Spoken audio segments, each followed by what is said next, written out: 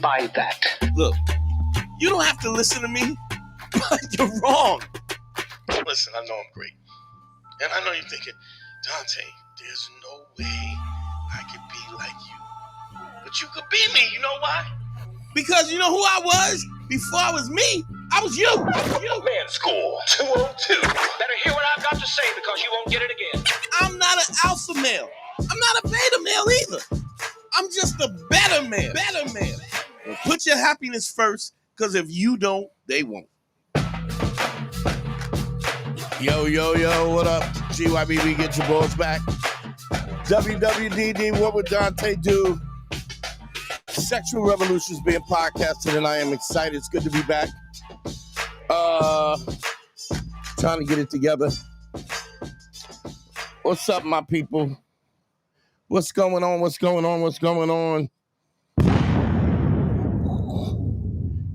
Happy Sunday. Just happy to be live. Happy to be alive. It's good to be here. We just want to have a good show today. A lot of phone calls. I want to get a lot of phone calls in. Want to get a lot of people talking, asking questions. Let's see who's in the comments. D-Mac in the building. Spin to Mike in the building. If y'all hear me good, please put a thumbs up in the comment box. Cash App is up. Send me some money. If y'all hear me good, please put a thumbs up in the comment box so I know that y'all hear me nice and clear. Super important. Y'all hear me? Owen, what's going on, baby? Y'all hear me? Owen, give me a thumbs up if you hear me good. D-Mac, thank you, bro. Appreciate it. A lot of things I want to get into. I want to take a lot of calls tonight. So anybody, what up, Rocky? What's going on? Anybody that's got anything on their mind, please don't be shy though. I don't want to. I'm out. If y'all don't call in, I'm not gonna be on. The longer y'all call in, the longer I'm gonna stay on. So let's do that. People still coming in live, getting the notifications. If you haven't already subscribed and followed and hit the bell, the little bell on YouTube. This way you know every time I go live. D-Mac, thank you, brother. Thanks for the dough, baby. I appreciate you.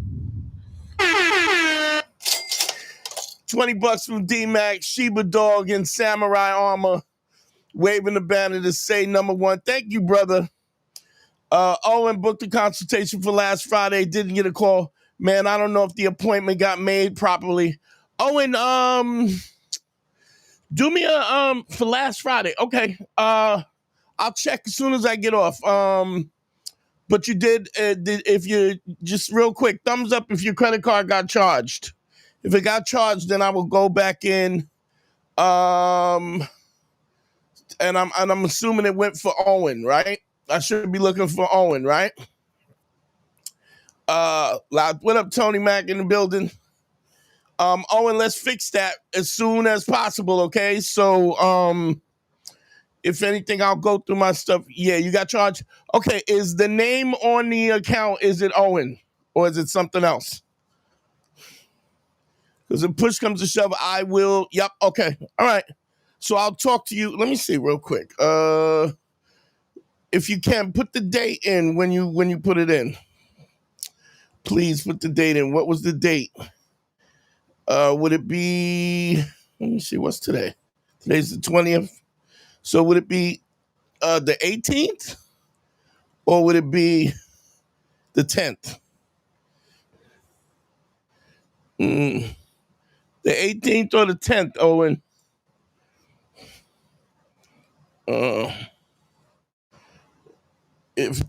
Owen, can you send me him the 18th? Okay, let me see. Okay. All right, I got you. I'll give you a call as soon as I get off. Okay? As soon as we finish the live, I'll give you a call. My bad. It was probably my oversight. My bad. But we'll make sure we take care of that, okay? and I'll toss you a little something extra, so we can do that too. Yeah, thanks for hitting me, Owen. I appreciate it. My oversight. Been running around a little bit crazy. Big shouts to everybody in the building, Owen and D-Mac, and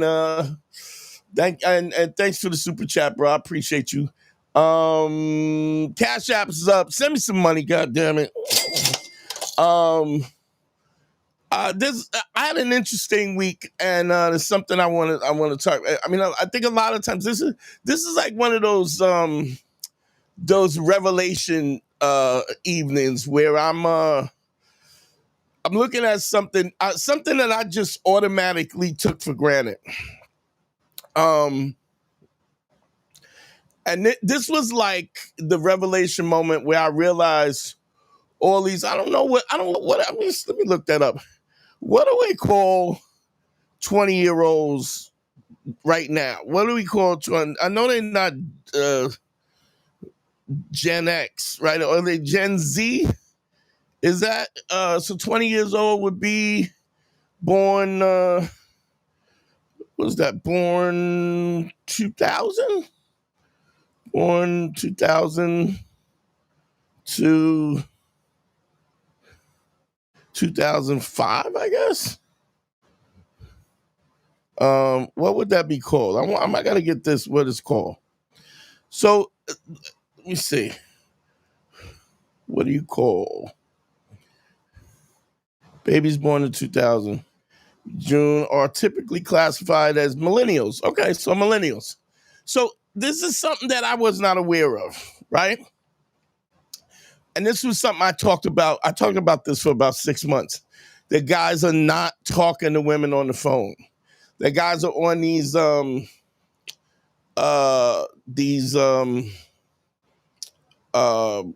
what you call it? These apps, and they're not talking to women voice to voice. Just so y'all know, if my breathing is heavy, I'm probably gonna have to go get a stint. I got a little blockage. I'm getting old. Sorry, fellas. I'm getting old. So I had to go to the cardiologist and see what was going on because my breathing, my shortness of breath and stuff. So I'm in the process of taking that. So I apologize if I'm a little out of breath, but we're gonna get all of that taken care so I can be around here to guide y'all into pimpdom. But so I didn't know that this was I didn't know this was a thing that guys were not talking to women on the phone, that even if they were dating and they were going out, they weren't actually talking to women on the phone. And the problem with that is my mic is popping. The problem with that is this, that the whole point of ending up in a relationship, not just a relationship, just not just talking to somebody, communicate with somebody, but part of it is to get to be intimate. You want to be intimate. You want to have an intimate connection. You want to have a physical connection. You want to have an intellectual connection. The whole kit and caboodle, and but you gotta. And a lot of times we don't really use our basic logic to understand stuff. So we wanna be in a situation where we have the life that we want. We have the partner or partners that we want. We want to have the wife that we want and stuff, but we're not communicating. So, like for instance, the point is this: if you're going out on a date with somebody and you ultimately want to have you want to have sex, or you want to have a physical connection, right? A physical connection, something as simple and fundamental as kissing, is a very intimate thing. And so if you think about it, you want to kiss, you want to hold hands, you want to have sex, you want to, and everything in between. Those things are even more intimate. But if the girl will not talk to you, if she will not talk to you on the phone, there's a really good chance that she's not going to put a dick in your mouth. It's probably just not going to happen. And so, you have to look at this from a logical position. Like, I don't know if anybody, like, sometimes I watch I will watch like survival shows, like doomsday dudes and dudes who have go bags, and I like to watch survival stuff. But when you build, one of the first things you got to learn is how to build a fire, right? You got to learn how to build a fire. If you don't learn how to build a fire, you will die. Okay, something as fundamental as building a fire.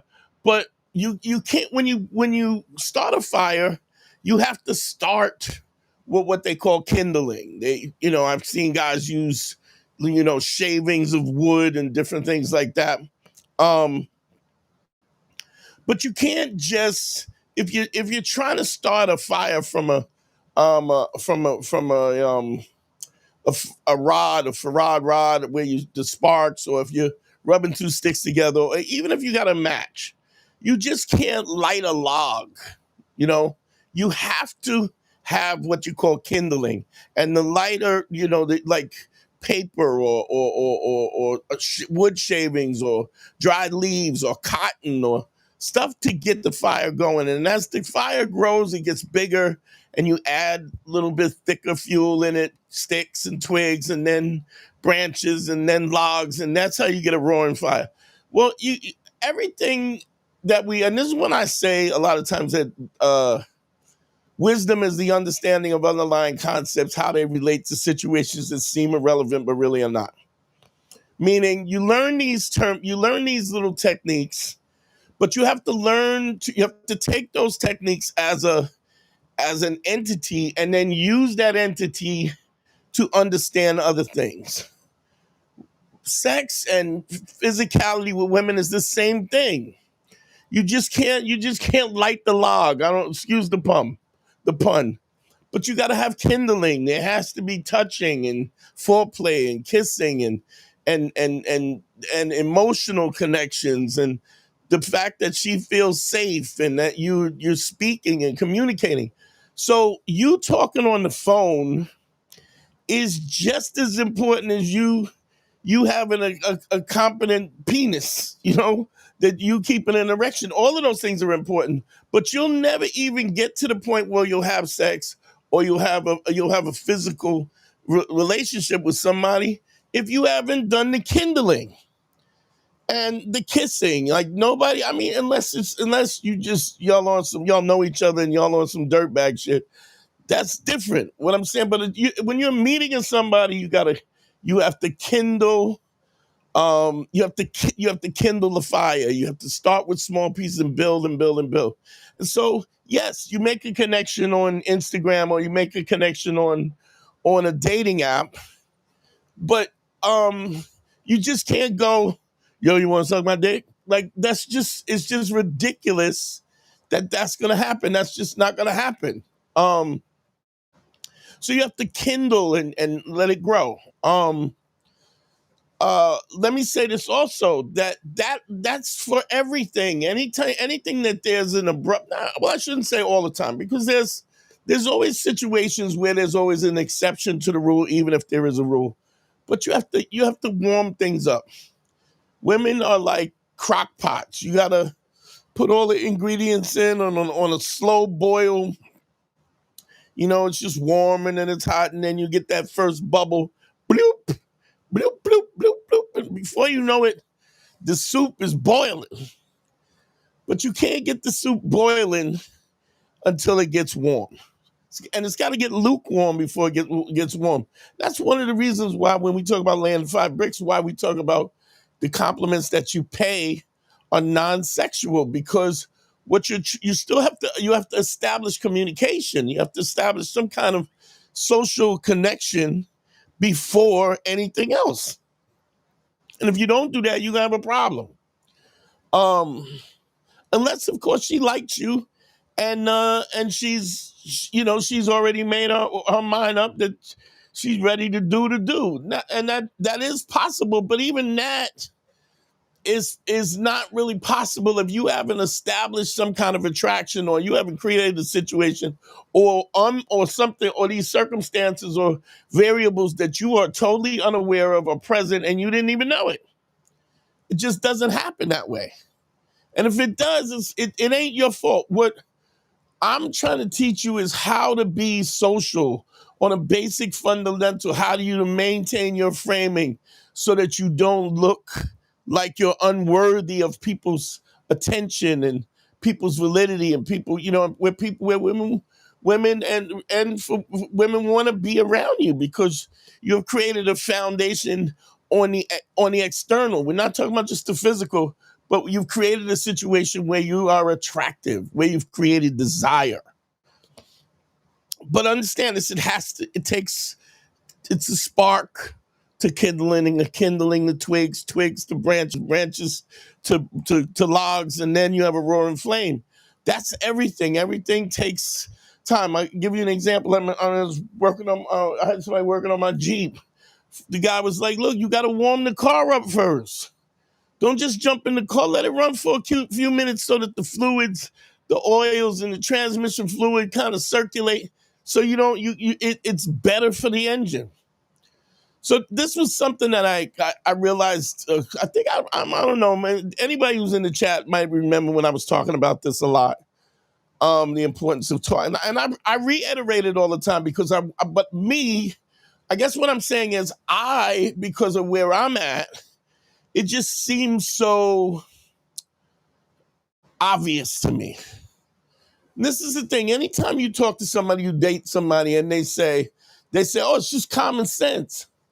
I had a situation. I was doing Godfrey's show, and Godfrey had said, he was asking about my show and how the numbers were going up and the numbers were growing. 2010, Sleek. I got a 40-inch, I got 37.5-inch tires on it. But I was on Godfrey's, and then he started trashing y'all, like calling, these simps, so-and-so simps, this a bunch of simps. And I was like, whoa. I'm not going to let you talk to my people like that. This is my people. Like, the whole purpose of the podcast is so that you have an opportunity to learn. That you have an opportunity to develop and learn, and I'm not going to let somebody disrespect y'all, because how often is it a situation where there's so many guys who don't know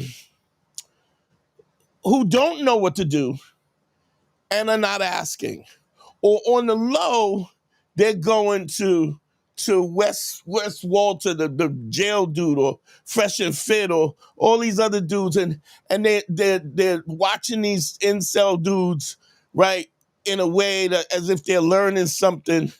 Yo, what up, Wayne? What up, doggy? How you? What's up, team? But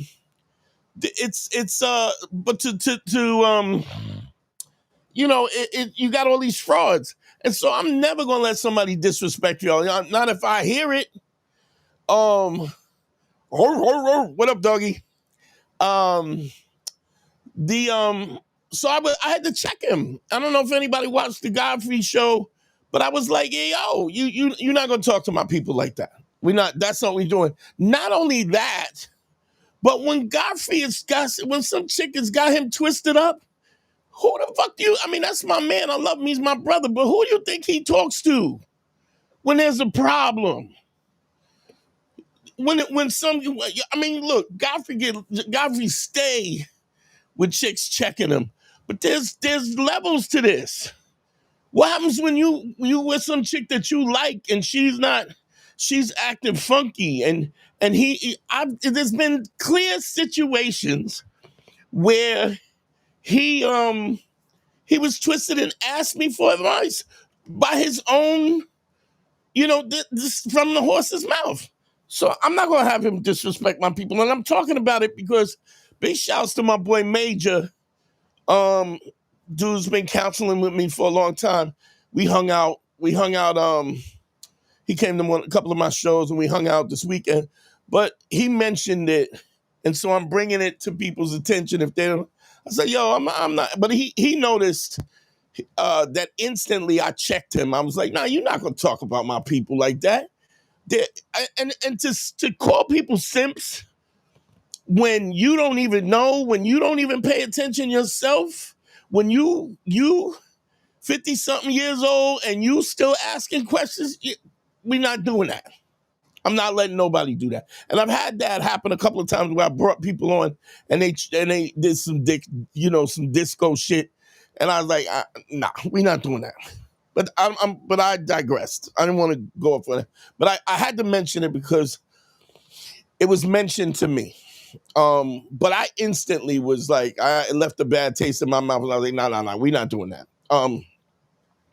Anyway, so that whole idea of talking and building the connection on a verbal level, you can't have the physical without the verbal. The greatest inventions in the world, right, started out with a thought. And then from the thought became words. And from words, it became plans. And from plans, it became actual inventions. I mean, things that have been brought into fruition, which is important. But that's not, well, it is the point, but it's not the point. The point is this. I was doing some consultation, and again, Owen, my bad. I got fucked up with my schedule, and plus I was running around doing a shitload of shows, but I got you when we get out. Just shout to the family that, Owen had a consultation and I fucked up because I missed the call, but I got you as soon as I get off. But anyway, but the point being that it's another situation because of where I'm at and what my thinking is. When people say common sense, right? You hear that, like I had that same thing with Lord Jamal. It's common sense. No, it ain't. It's not common sense. Because common sense means that everybody gets it. And if somebody's asking questions and if people are making mistakes, then it ain't common sense. But I digress. I'm moving forward. So I did a consultation Saturday early. And the dude who I was talking to, bona fide Native American on the reservation, the whole shit, like tent ceremonies and all that, got a call. And he starts, so the way anybody who's done a consultation with me, I will let you talk and then I will stop you and I will ask questions. And as I see certain information, I will ask questions and guide the conversation in a way so that I can ascertain the information that I need to guide you in a way.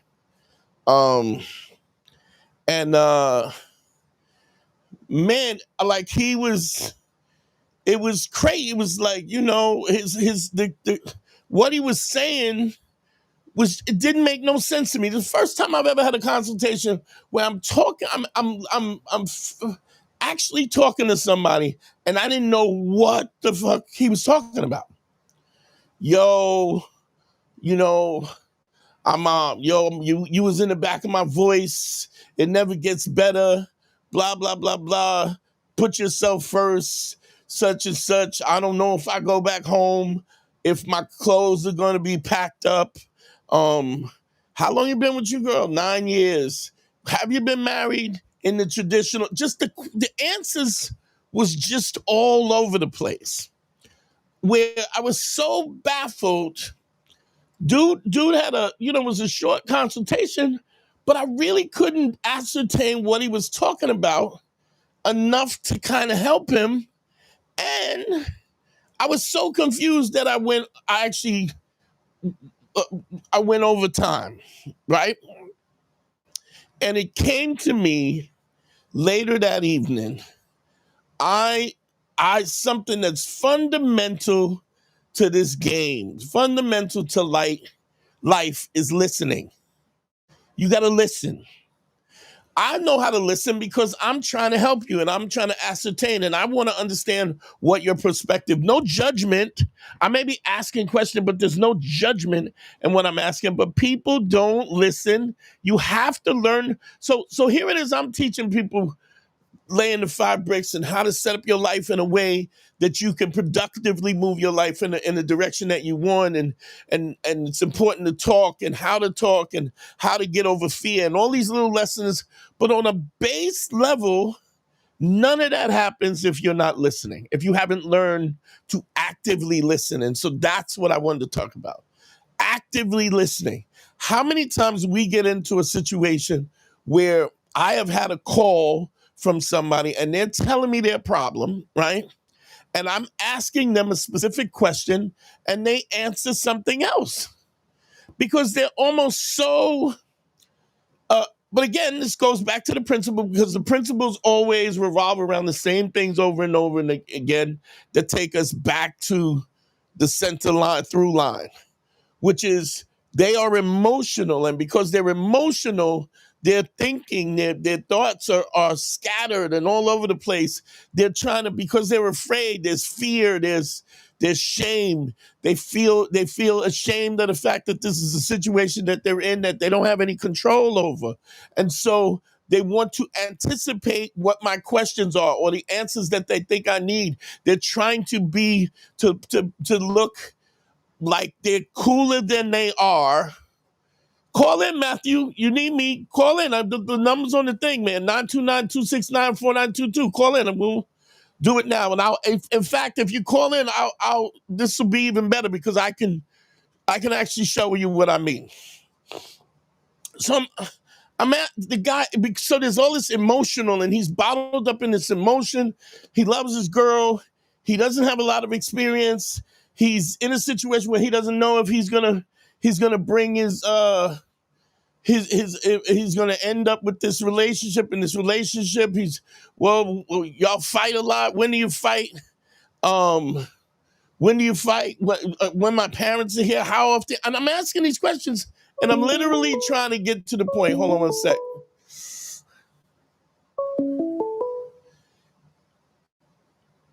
And, all right, let's go. I think that's Matt calling in. Accept, press 1 to send a voicemail. Matt, what's going on? Is that Matt? Yeah, that's Matt. What's going on, brother? How you doing, man? Thanks, shitty, man. Thanks for calling in, bro. Thank you. You got a roofing company, Matt? Yeah, I do roofing and siding. And what year? And what town? Waseca, Minnesota. In Minnesota. All right. So just if anybody needs roofing and siding, go to Matt McMahon Siding. McMahon, yeah. It's Maverick City Restoration, Inc. All right, so you got a plug. If anybody in Minnesota needs a roofing guy, let's do that too. Let's do this like we family. So I don't know if you was listening to me, but I was talking about the idea of listening. So I know you got a problem, but I want to be able, since you're on the phone, if you don't mind, I'm gonna use you as a guinea pig. Okay? Go ahead, man. Yeah. All right. Yeah, so what is your problem? My wife says that I don't care anymore. Okay. I'm controlling, pretty much. I control everything she does. Is she saying I don't now? Here's the point. Listen to the question I'm asking you, and I want you to answer the question I'm asking you, not what you think I want you to say. First of all, I think a lot of times when I'm talking to people, sometimes they're a little starstruck because they're talking to me, or they're nervous because they're talking to me. But I want you, the most important thing is that you got to listen to the question I say. Now, did she say you don't care about me anymore, or did she say you're controlling? I'm controlling. You're controlling. I'm too controlling. Now, did she say you don't care about me? Yeah, she said that to me before. But initially, what was the complaint? What was her complaint? That you're too controlling? Is that, or am I right or wrong? I'm too controlling, and she don't have a life no more. Her life revolves around me and what I need, my needs. Okay, now let me ask you this. Why do you think she says that, in your opinion? In my opinion, because we got together 4 years ago, and she moved right in, and, I have 4 kids that she, became the mom of, and takes care of them, and they live with us, and she just kind of got absorbed in my company, and she works for the business, and she just, you know, she don't have no self identity. You know, she don't identify as somebody. Okay, so let me ask you. So, did she have kids before, or is it a blended family, or is it all your kids? She has no kids. And all my kids. So they're your kids, and she moved in with you with your kids. Yeah. Do y'all have kids together? No. Okay. All right. So, what was she doing when she met you? We met at a Christmas party for an Al-Anon for AA, NA meetings. Okay. We both are in recovery. All right. How long have you been in recovery, and how long has she been in recovery? She's celebrating 4 years this year, and I'm celebrating 8 years. Okay. So, first of all, let me stick a pin in that. I want everybody to understand how I'm asking Matt specific questions, and he's answering the questions that I ask. In order to do that, this is such an important point to in general in terms of communication. Take a second, take a breath, and realize what they're asking, because there's a distinct difference, Matt, between her saying you don't care about her and she doesn't. You're too controlling. You understand that? I do. Because you could be too controlling, right, and still care about her, right? Right. And you could also not care about her and still be controlling. All of those things are possible, right? But in order to fix, Definitely. Here's the thing. I a few years ago, I had a roof put on my house before I sold my house, right? Right. I'll relate this to roofing. I had a leak. I used to have a studio in my house, and the water was leaking in the studio, right? And so the guy came in and he looked at the ceiling, he saw where the water was coming in, right? And then we went on the roof and we looked at it, right? And there wasn't really anything visible, right? Like you couldn't see any visible damage. And one of the reasons why he was trying to do what he was figuring was sometimes the water will come in at a different place, right? And it will run in the roof and then come in the house from another place, right? So you could have a leak from some place where the roof is leaking from someplace else, but it comes in the house somewhere else, not direct, like it's not a 1-to-1 ratio. Am I right or am I wrong? You're right. I've dealt with this scenario hundreds of times in roofing. Okay, so I want you to understand that I'm not a roofer, right? But there's basic common sense that I can understand, that I could discern what's going on. So I'm going to tell you what happened. You know how the gutters come? So we had an intermediate roof. So we had a little short roof, and then we had a higher roof, right? And so the gutters were coming down off the side of the building, right? It's a picture of brownstone. And then the gutter came out, and then there was the tin gutters, and then it was running off the edge of the thing, off the intermediate into the gutter, and then it was running down, right? You understand what I'm saying? Right. Yes, I do. Yep. So because of the gutter was laying on the roof. Guess where the fucking hole was? Right by where the gutter was. Right under the gutter, right? But guess where it was leaking? It was leaking all the way at the end of the house. So what was happening, the water was coming in, it was running through the thing. And because he could see like the bubbles and stuff, I don't want to get too technical. I don't want the rest of people who are going live, what the fuck is this, a roofing podcast? But I want you to understand that, like, basic listening and understanding this, and how I can explain this to you, right? No matter who you are, no matter what you do, there is a relative thing a relative theme that you can use. Even if you've been doing roofing and siding, you can use the same thing, the logic that you use in siding. What you have to do is figure out where the leak is. Does that make sense? Yeah. So that's you. Send me the Cash App. $10 for Michael McMahon. That's my brother. That's your brother. Yeah. Thanks. He told me to call in. All right. So here's the thing. What you need to find is where the water's coming in. That's the most important thing, right? Then you find out if it's running. But if you can eliminate the water coming in. So what I'm saying is you need to specifically figure out what she's feeling. Does that make sense? Yeah.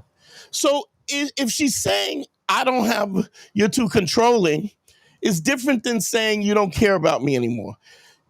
Intricately, she's It's part the of controlling thing. it is but intricately, she's part of your business, right?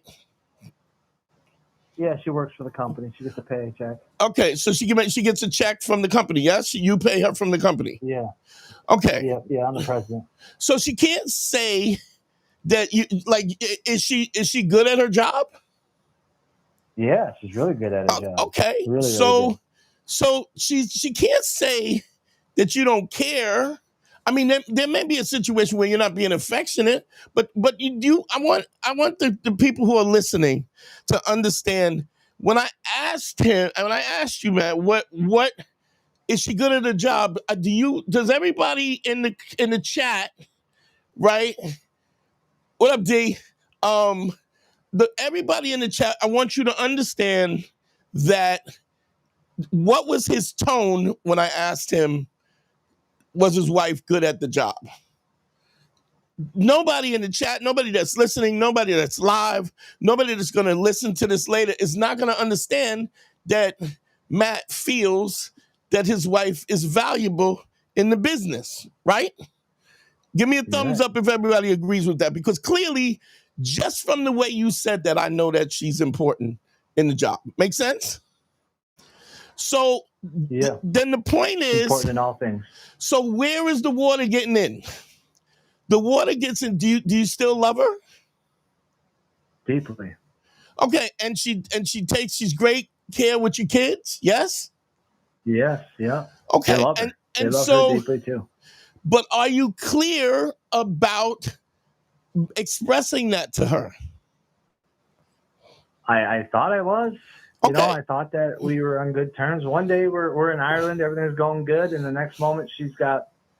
I went to grab her phone to use her phone, and she freaked out and snatched her phone out of my hand. And then it turns out that she's been talking to this other girl about other shit about leaving me, I guess, for a long time. And her excuse is that I'm too controlling. Okay. So is there anything that you could think about does she mean controlling in the business, or does she mean controlling in the house? I think finances. In what way? Because you just don't let her spend the money that she wants to spend, or what? No, because she'll spend thousands and thousands and thousands of dollars on stuff that's not necessary. And now, I don't make that kind of money. Does she have money that she spends on her own that she can spend on her own? I mean, like she gets a salary, yes? Yeah, we have a joint account. She uses it as she needs. And does she contribute from that money into the house? No, she don't pay any of the bills. Okay, so what do you expect of her, the money that you pay her in salary? It goes into our general account, and then we use that to pay bills, and she takes what she needs out to buy whatever she needs in life. I mean, I don't, it's just that she likes to overspend on money. Okay, so, all right. So we've been together 4 years, and I've probably spent over $100,000 on this woman. Okay, honestly. But here's the thing. Does she have her own account? She does, but she don't use it. What do you mean she doesn't use it? What do you mean she doesn't use it? She has an old account that she's had in the town she grew up in, and with the bank that's there, and it's in her name, and I don't know if she ever uses it. And there's no money in it. There's no money in it, or you don't know. I don't know. I don't know. Okay. All right. So here's what you got to do. Here's the first thing is, if you appreciate her, right? Like I understand you. I get this. I get the sense that you took her to Ireland, right? Yeah, we went to Ireland for a week. Now, was that something she wanted to do, or is that something you wanted to do? We went to Ireland just for her cousin got married up there. Okay, but have you done anything specifically for her? Yeah, we take a trip every year on our birthdays to go to Duluth, Minnesota on fall time, and then we go to Sturgis every year together. That's something that we do together. Okay, And well, let then, me ask you, but I'm saying, does she want to go to Sturgis or do you want to go to Sturgis? She plans and organizes everything. Yeah, I know that, but she plans everything in the house, doesn't she? Takes care of the kids. She plans everything with them, right? Yep. So Yep. her planning a trip might just be a trip. So I guess what I'm saying, Matt, this doesn't, I mean, it really, if y'all are together this way and she works with you and your lives are so interwoven and intertwined, I think that first of all, you got to do is you got to have a sit down and you got to have a conversation with her, right? She's at the point where she wants divorce. She don't want nothing to do with me. You sure? That's what she keeps telling me. Okay, then you got to give her a divorce. She moved out. We're separated right now. Okay, and where are the kids? They're with me. How old are the kids? 9, 8, 6, and 5. And how long? And she's been raising them, some of them, since they were like really young, huh? Yeah. They're 4 years. Okay, I didn't know they were out of the house. Now here's the thing about out of the house. So is she's gonna continue to work in your business, or she's gonna leave your business as well? She don't want. She wants to leave it as well. Okay, well here's what you got to do.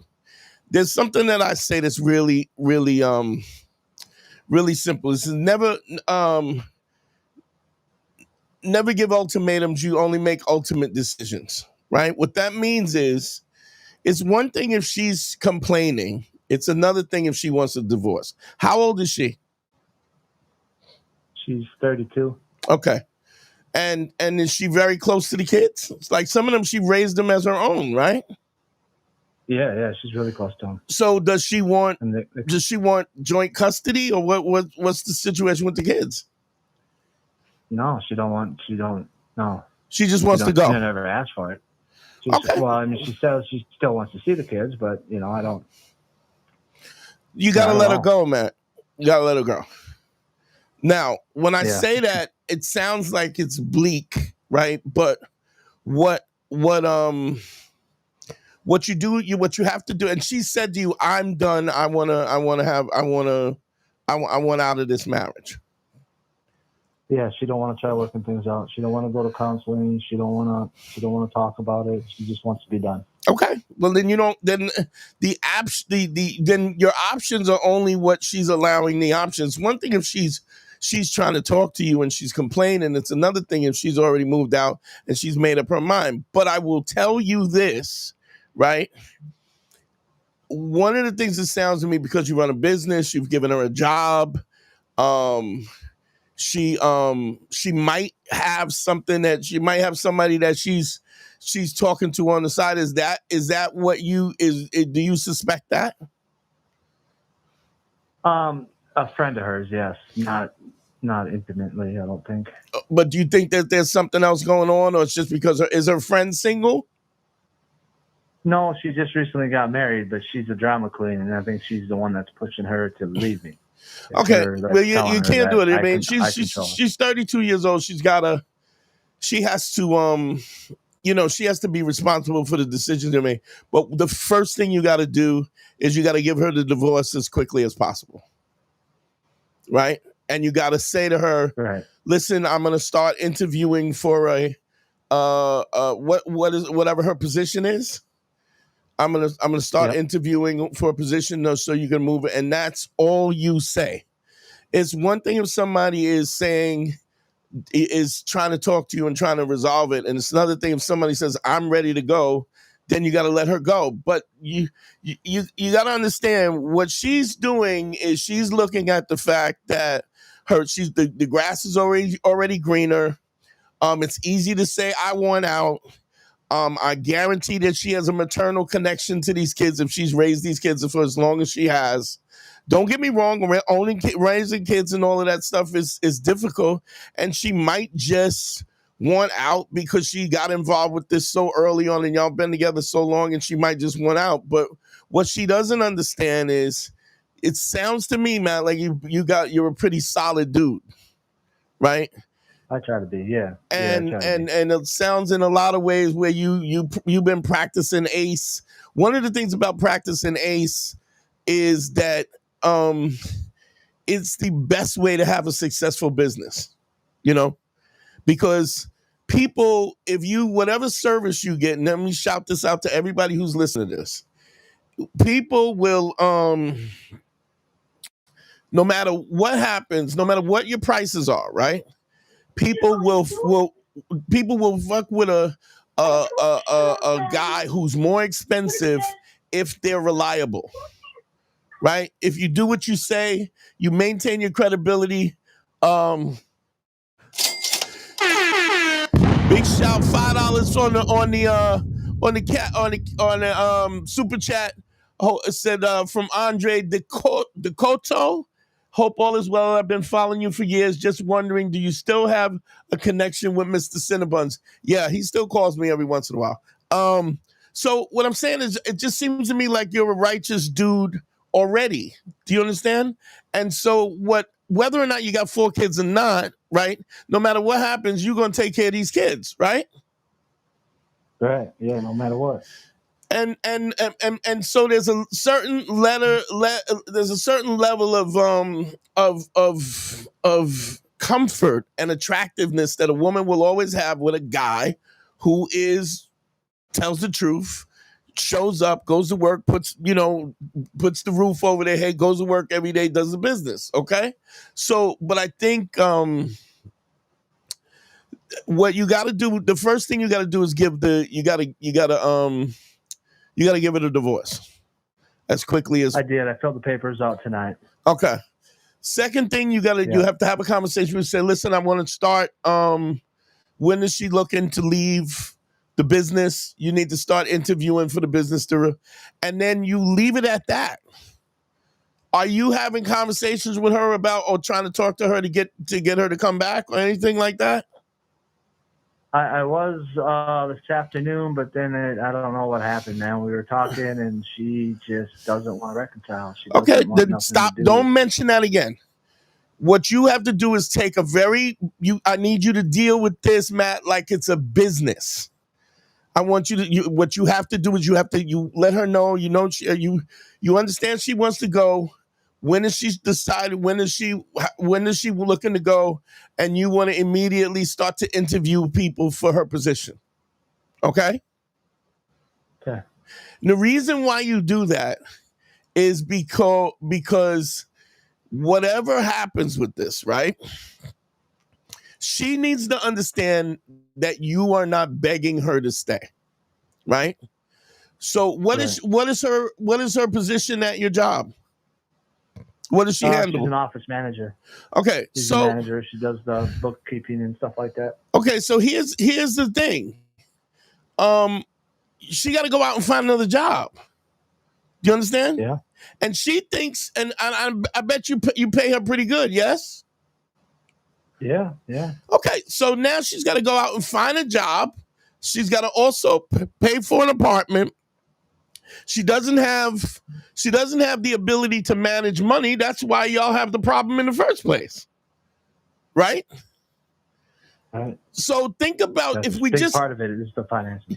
If you remove yourself from this, what's the chance of her finding an officer management job that's going to pay her more, going to give her a better situation than she has with you, and now she has to go get an apartment and manage an apartment? What's the chance of all of those things happening before it all comes crashing down? I don't think it will. Okay, so it's I don't think she can. I don't know if she's ever had an apartment on her own. She's always lived with her mom and dad. She's never had her own place. Okay, and that's probably what the problem is. It's probably she thinks that it's better on the outside. But here's the thing, and just spirit to might just in the comments said she gonna learn.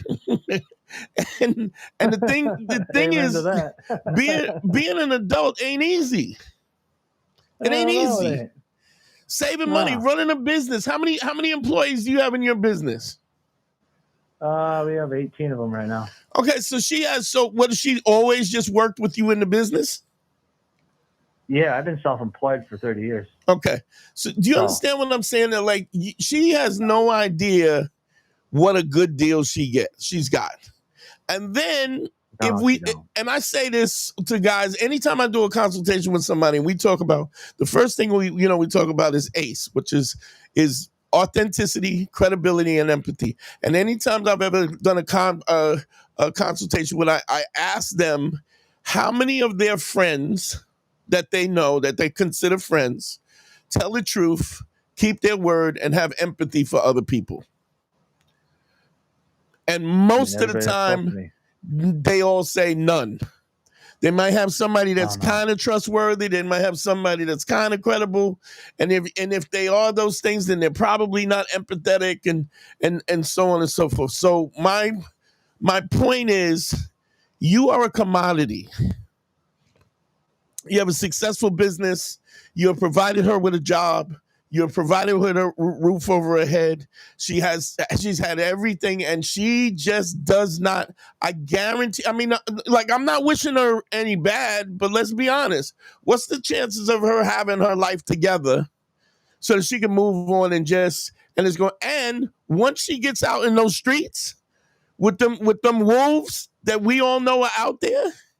Guys who want to take advantage, guys who want to smash and dash, guys that want to take advantage, guys who are abusive, guys who are physically abusive, guys who are emotionally abusive, and all those things. It'll be a long time before she's out in Ireland again. Nobody's gonna pay her. That's all her last relationships. Is this what you said? You know. And so what happens is, you got to move on, but you got to move on in a real way. And the best way for you to move on is for you to understand that you are the commodity. You can always look. There's always some chick. I got a friend of mine right now. This woman that has one child. He's a pretty proficient comic. And he met a girl. She's got a kid, and she's trying to put the nails in the coffin. She's trying to marry him immediately because she understands he's a good dude, and he's not rich, but he's got a nice little chunk of change. He got a house. You know what I mean? So it's like this idea of you being, like you get a bad bitch, and she's like, well, I'm the table. No, you're not. No, you're not. Understand this. Anytime you are in a relationship, and you have. Anytime you're in a relationship and you have any woman, as a man, as a reputable man, you're going to do things you never wanted to do. You're going to listen to things you never wanted to listen to. You're going to go to places you don't want to go. You're going to spend money you don't want to spend, right? And you do it knowing that you're never going to be reciprocated in the same way. It's never going to happen. But we accept that because that's kind of the man's position. But knowing that, right. I understand that you're attached to it, and we, I don't know if you listen to the show, but I had a Professor Dave on the show, and we talked about pair bonding and how when we're with somebody for a period of time, we'll have a tendency to we connect with them. You get used to their smell. You get used to the tone of their voice and how they feel. If when you sleep with them, you know how you feel. There's so many things that as a man we get comfortable with, and it becomes habitual. So we want to. Not just that, but we think the same. We talk. We say the same things. You know what man. I mean? Like when you stay with somebody so long, it's like you become each other. I mean, it's. But here's the thing: you are who you are. Women tend to be malleable, right? So a woman will become who she becomes. She will become who she is. A woman is a reflection of the guy that she's fucking. So, and that's why we as men, a lot of times, we have the same shitty friends that we've had since we were little. Women have friends they shop with, friends they hang out with, friends they go to the bar with, friends, you know what I mean? Because they're very malleable in terms of their emotional state and whereas if we got three shitty friends, and one of them is an asshole that we don't really like, we still keep them around anyway. You know what I mean? It's like, whereas women will have groups of people that they do different things. And the bottom line is when she's on her own, like what they said in the chat, she gonna learn. What you have to do is you have to make a decision that you're going to move forward with this. And there's a really good chance that she's going to swing back and want to come back. I would bet money. The point is not, now I'm not telling you to do this as a strategy, because I always say real game is no game. Like, we never do anything for a particular outcome, but what we do is we do the right thing. We act in righteous ways all the time, so that we can maintain the fact that we're moving forward in a righteous way, so we don't ever have to question what we're doing. She says she wants a divorce, you write up the papers, you give a divorce. She says she wants out of the business, you start interviewing immediately. You post the job and you start immediately, and you get her the fuck out of there. Because once she's out there in the cold like that, trying to figure it out, all that other shit, that whatever her girl is pumping in her head, ain't none of that shit gonna be missing. It is, and we all know, everybody, every guy that's in this chat, every woman that's in this chat, every woman that's listening, we all know dirtbags. There is dirtbags out there. There's a couple of dirtbags in that is listening live, right? That are trying not to be dirtbags. Do you understand? Yeah, I can't play no game, man. I don't have no game. I am just me, you know. I'm 100. And my integrity, my word is everything. You know? And as long as you maintain that, she ain't gonna go nowhere. And if she does go, she will be. I promise you, she will regret this. Now, I'm not saying to do this so that she will regret it, but I'm saying stop every time that you ask to talk to her or you talk to her about this, right? What you're doing is confirming to her that she's making the right decision. So when somebody don't call me back, I don't call them back. And I let life kick. It's just like kids. You got 4 kids. When you raise your kids, anything that you don't teach your kids, guess what happens? You could love your kids so much that you shield them from stuff, but guess what happens in the long run? Life will put its foot in their ass. So whatever you don't teach them, they're gonna pay for it later. You feel me? Yeah. So I live that life. And then what you're gonna have to do is you're gonna have to get back in the game. You know? Man. But that's not a problem. Yeah. Look, here's the thing. I know your story, Matt. All you got, I'll put it up. Let me put it up real quick. Get a consultation with me, bro. I would, I could definitely help you with this.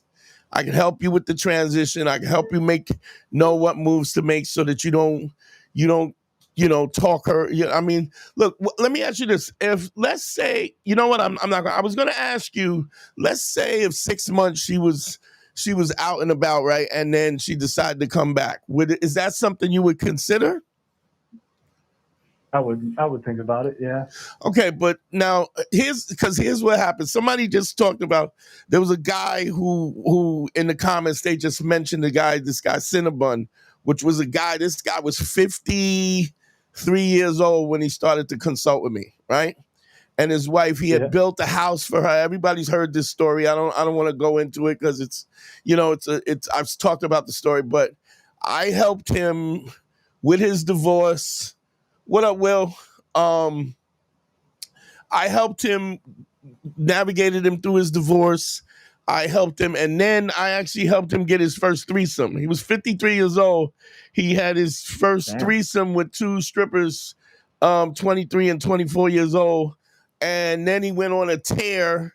But he really wasn't a guy with just like a smash and dash kind of. He was like a relationship dude. But he's got a beautiful Brazilian woman that he dates, and he travels to Brazil with her, and he's got a really good relationship. But he went through the same thing, and it was just like out of nowhere. She was just so sure she wanted she wanted this divorce, and then what ultimately happened is she got the divorce.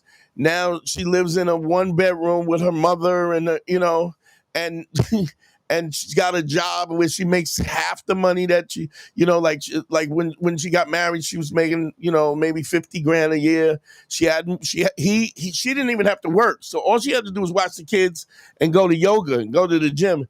And she's back in the workforce at 50 years old, out of shape, older, has no real romantic exploits, and she's back in the grind. And even if she did have romantic exploits, she got to work 40 hours a week now. Right. Yeah. He built a house for her. Built a house where he poured the concrete for the fucking, he paid to have the concrete, the foundation poured. And she didn't appreciate any of it. He yells too much. He's too controlling. Same kind of nonsense, just not appreciating. Now, I'm not saying that there's not things that he could have done to adjust. And when you were first telling me, when I didn't know that she had already got out of the house and she was, already made up her mind, there's things that you can do to adjust, but you can't, a relationship is like carrying a couch, right? It's easy if you got two people. Yeah, definitely. You can't carry a couch up the stairs with one person. It's really difficult. And so you got to understand that you don't have a choice but to move on. I promise you, Matt, as my testimony is to everybody that's on this live, that if you work with me, I'll help you through this, and we will put your love life and your life in perspective in a better situation than it ever was. To the point where you might, even if she decides that she wants to come back, that genie might be already out the bottle. Yeah. I said that to her today. I said, I'm going to change and I'm going to be a different person just so my next relationship is going to be better. I said, and what's going to happen is down the road, you're going to see that change and you're going to want to come back. Yeah, you got to learn not to talk. Shut up. Stop talking. You've done enough talking. Stop telling her what it's going to be. Stop giving her the map, the game plan. Just go, okay. The next conversation you have with her should be like, listen, I want to start interviewing for your position so I can have your position, so I can start to fill your position so you can get your life started and meet somebody that, and you can move on. Not even meet somebody, but just move on with your life. Okay? Okay. That's the only thing that you should have a conversation with you. And then go book a session with me, a one-on-one consultation, DanteNero.com, and we'll start you from scratch. We'll get you, because I know you're rusty, right? Because it's been 9 years. Yeah. But we'll get you back in the game and we'll get you going. I promise you, man. This is not, I know it seems difficult, but we can fix this. This is really easily fixable. And the fact that you have the wherewithal to that you're already kind of, you're already authentic and credible. And, maybe we can work on the empathy a little bit more, because if you had worked on the empathy, you might still be with her, Yeah. Definitely. But I mean, it's, you live and learn. If you haven't learned it, then you can't know. Okay, Matt? Right. All right. Well, thank you. Hit me up as soon as you're ready to get with it. But the only conversation you should have with her at this point is that, listen, I just wanted to call you, let you know, I didn't want to blindside you, but I'm going to start interviewing for your position. Okay? Okay. Yep. That's all you should say. Okay? Big shout to Jesse Bagara, $1.99 on the super chat. Thank you so much. And I promise you, we'll fix this. Okay? All right, man. All right. Have a good night. All right, brother. Have a good one. Bye. Yeah, I always say, this game it's simple, but it's not easy, But he seems like an Oreo. Just unfortunate, because what happens is a lot of times when you are not, when you're in a relationship, you gotta date your wife. You know what I mean? You gotta date because she wants to be. You still gotta keep that spark going, because they work on the emotions of this. They work on the emotions. And if you're not dating her, so I'm like, look, I guess, she wanted to go to Ireland, but Sturgis sounds more like something that he was doing than her not doing, and even if it was what she was into or what she's not, like, you sometimes you just gotta ask, because what you don't want is somebody to be able to say you didn't ask. So this thing about him being over controlling because she wants to spend the money, what you got to do is, even when it comes to that, you have your joint account, you have your separate account, right? And she works, and then she is responsible for putting a certain amount of money in the joint account, and then a certain amount of money needs to go in her own account. And what she does with that money, what she saves or how she does is her business, but she has to see her responsibility in the context of the finances of this, because it's real easy when somebody's doing it for you. But anybody that keeps a balanced checkbook or balances money, it ain't easy. I mean, it ain't easy for me. I'm just lucky that I make enough money that when I fuck up, I can, that I can do what I do. But, and I also ain't gonna do what I don't want to do. But, it's an important thing. It is an important thing. But getting back to also, let me put the phone lines up real quick. I mean, that was good because y'all can see. It's for people to be able to see what it is and how you pull apart, or how, when I do the consultations, I pull it apart piece by piece, identify the problem, and I identify the hole in the roof, patch the hole in the roof, or sometimes you just got to replace the whole roof. You cannot. When a woman says, "I want to leave," you should never have a discussion about that. She says, if she's got the boldness to understand, to say, "I want to leave," and she feels like she could do that with no repercussions, right? Or that, not even, I shouldn't say repercussions, but the fact that you are going to hold her accountable for the things that come out of her mouth, that is a problem. That's a problem that you have created a situation where she thinks she could say that and just, because I guarantee she had been saying this or hinting to this before, and then she's got some girl that's, maybe some chick who's fresh out the plastic. She's just got married. Like her best friend just got married, so she thinks she's a guru. She's got it all figured out. But even their relationship is going to go to shit. Everybody's relationship goes to shit at some point in time. The point is, you got to be able to go through the tunnel and come out through the other side. And if you don't have any skills to do that, you're just not going to be able to do that. But what you don't do is ask why. Why do you this? Why? If somebody has the audacity to tell you, I'm one out of this, understand what is being communicated. You're not good enough. Doesn't mean that what she's saying is she won't change her mind, or that she's wrong or whatever. But if somebody says you're not good enough, your instant response to that should be, "Hey, yo, okay, I'm done. Okay, what do we need to do? How can we move forward on this? How can we move forward? How can I facilitate this? I have a business. I have a position. You have a position. You're an intricate part in my business. We need to get rid of you and get somebody incompetent, because I'm moving on." Because what you're in essence saying by your willingness to move on is, you're saying, I have value. I understand what my value is. And if you're not smart enough to see what the value is, that's fine. We will move on. Make sense? It's unfortunate though, because the ones that suffer is the kids. Big shout to wait a minute. Big shout to Justin. Thank you for the $2 super chat. Let me see. Dante's book will be a graphic novel on a monthly basis, different characters with different backgrounds. Thanks. Is black and Dante is black and out of shape. He needs to write that shit pronto. Can't lose him like Patrice. Thanks, Jesse. I guess that's a compliment, but Jesus Christ. The there's the door. It will remain open when you return. Well, no, not necessarily. It's there's the door.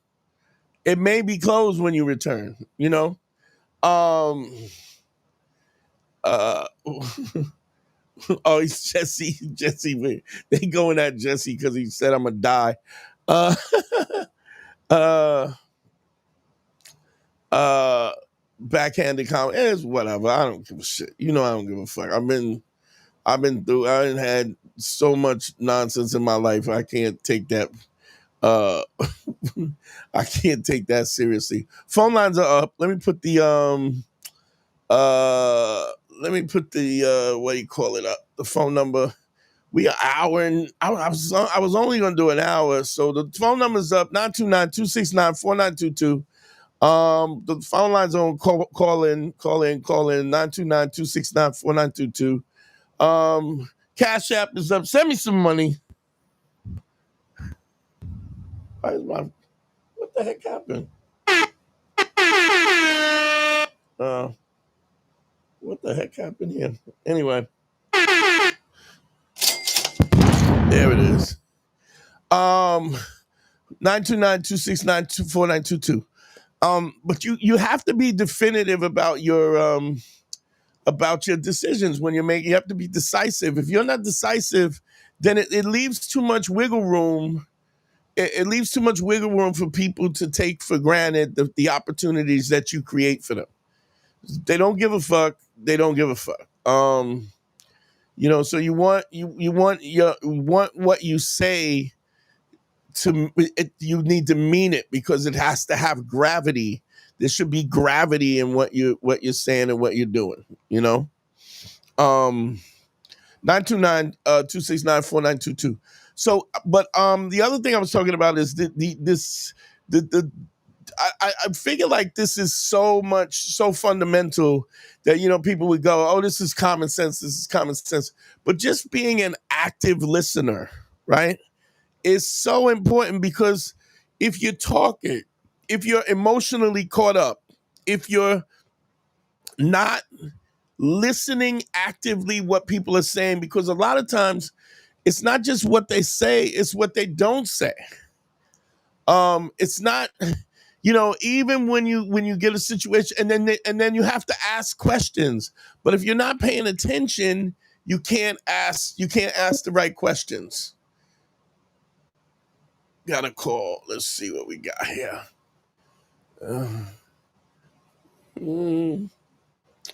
Bergara. To accept. What's your name? Where you calling from?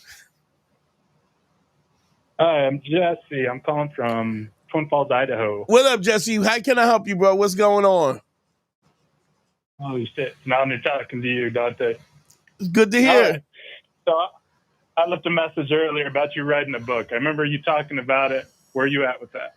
I'm still working on it. There's a lot of stuff going on. I got a lot of shit going on. But I am working on the book. You know, it needs to get done so I can get it. But I'm also trying to get my store up so that the merch. We can start with the merch, and I would just put the book. Once I finish the book, I'll put the book in the store. But anything I can help you with, family? What's going on? Honestly, no. My life's great. You've helped a ton as far as relationships go. That's dope. I'm grateful. Married, engaged, what? Got a wife? What's the deal?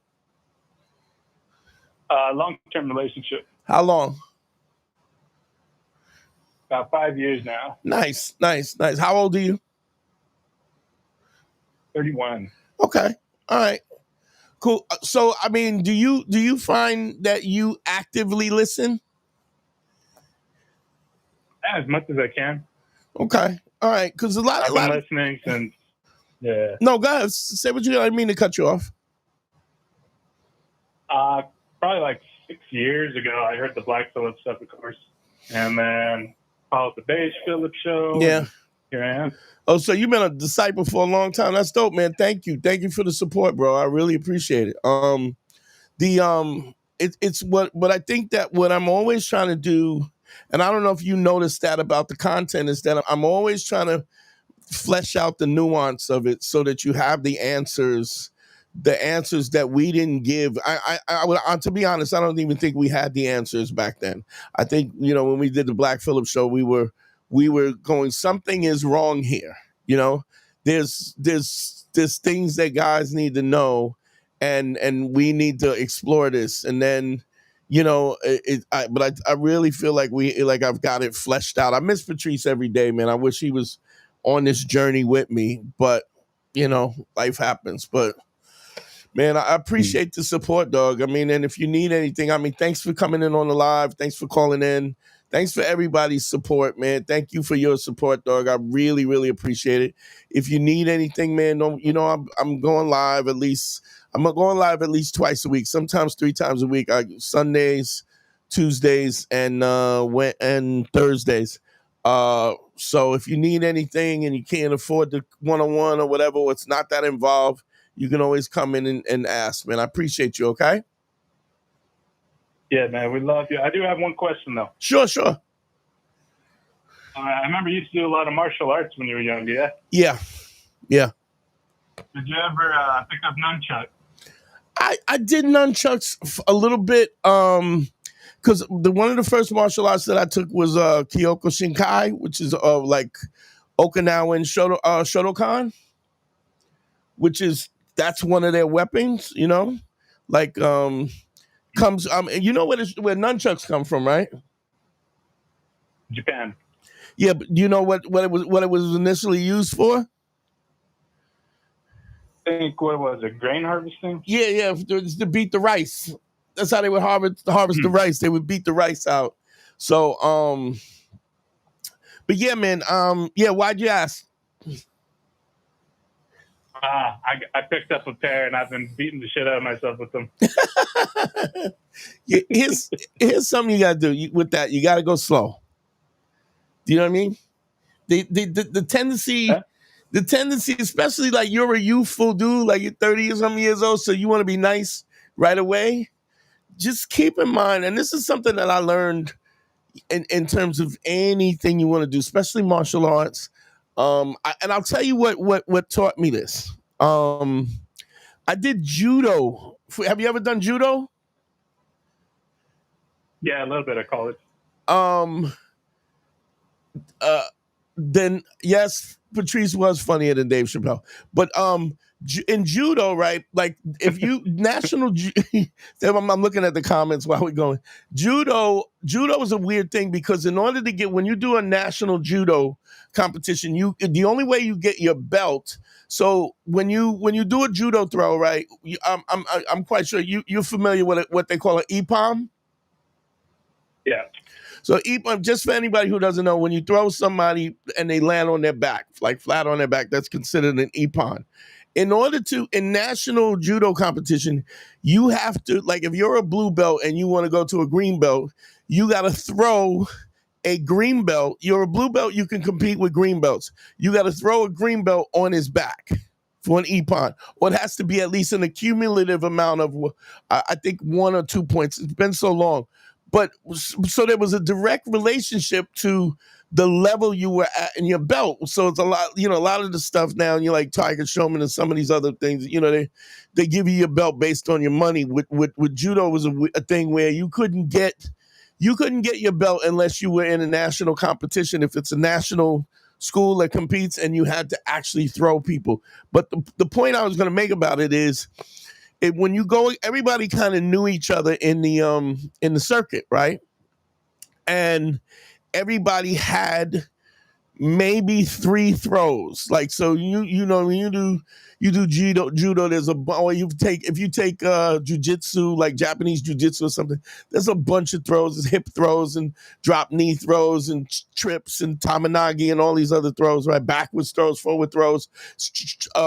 These guys they would all pick 3 throws, right?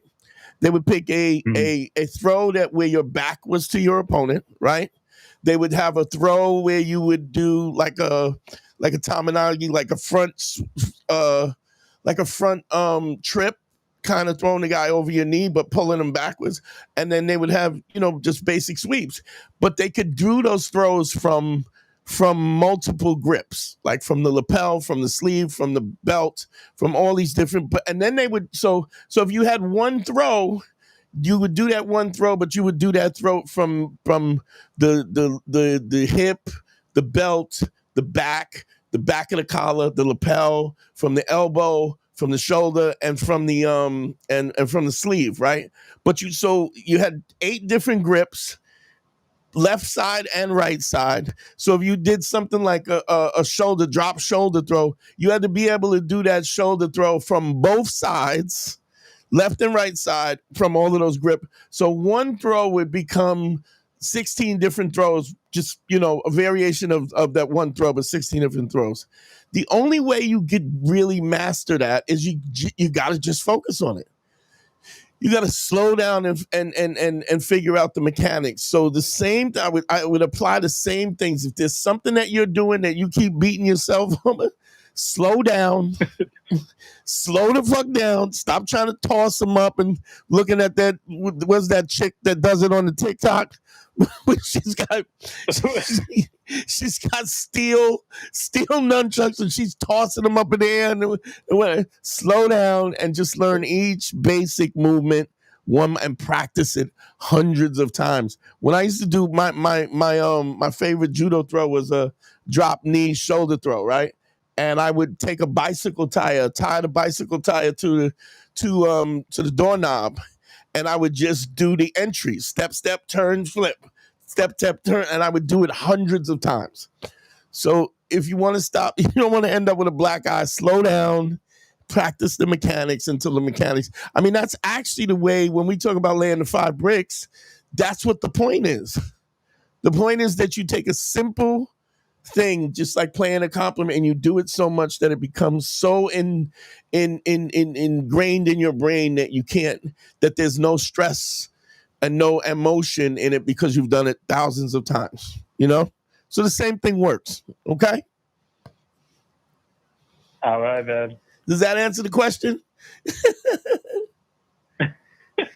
Love it. Yeah. Thank you, Dante. And don't end up knocking yourself out. Just slow down and don't knock yourself out. Later, brother. Speak to you soon. Yeah. Man, I can't wait till I get this shit together so I can train again. I want to train so bad. Man, what are we? We're like an hour and a half in. I got the phone lines open, 929-269-4922. I think I'm gonna shut it down unless anybody's got another. Let me just go through the comments real quick. What up, Xavier? What's going on? Okay, shit, y'all want to hang out, huh? All right.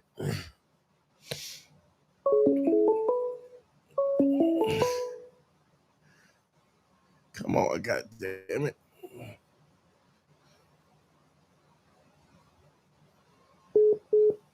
To accept, press 1. To send a voicemail, press 2.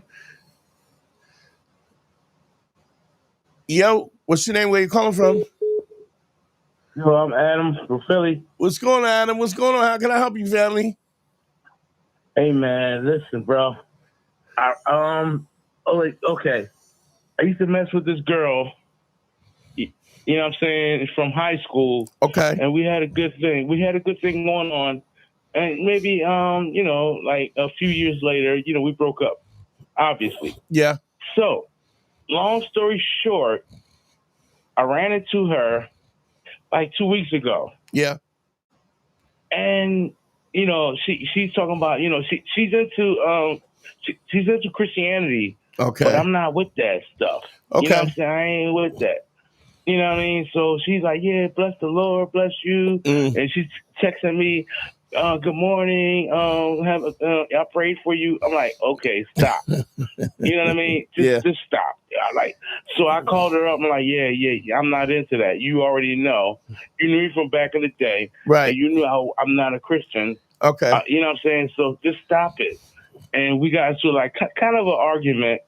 And I'm like, listen. And I literally told her, I said, listen, if you keep pushing that Christianity stuff on me, we're gonna argue over your religion.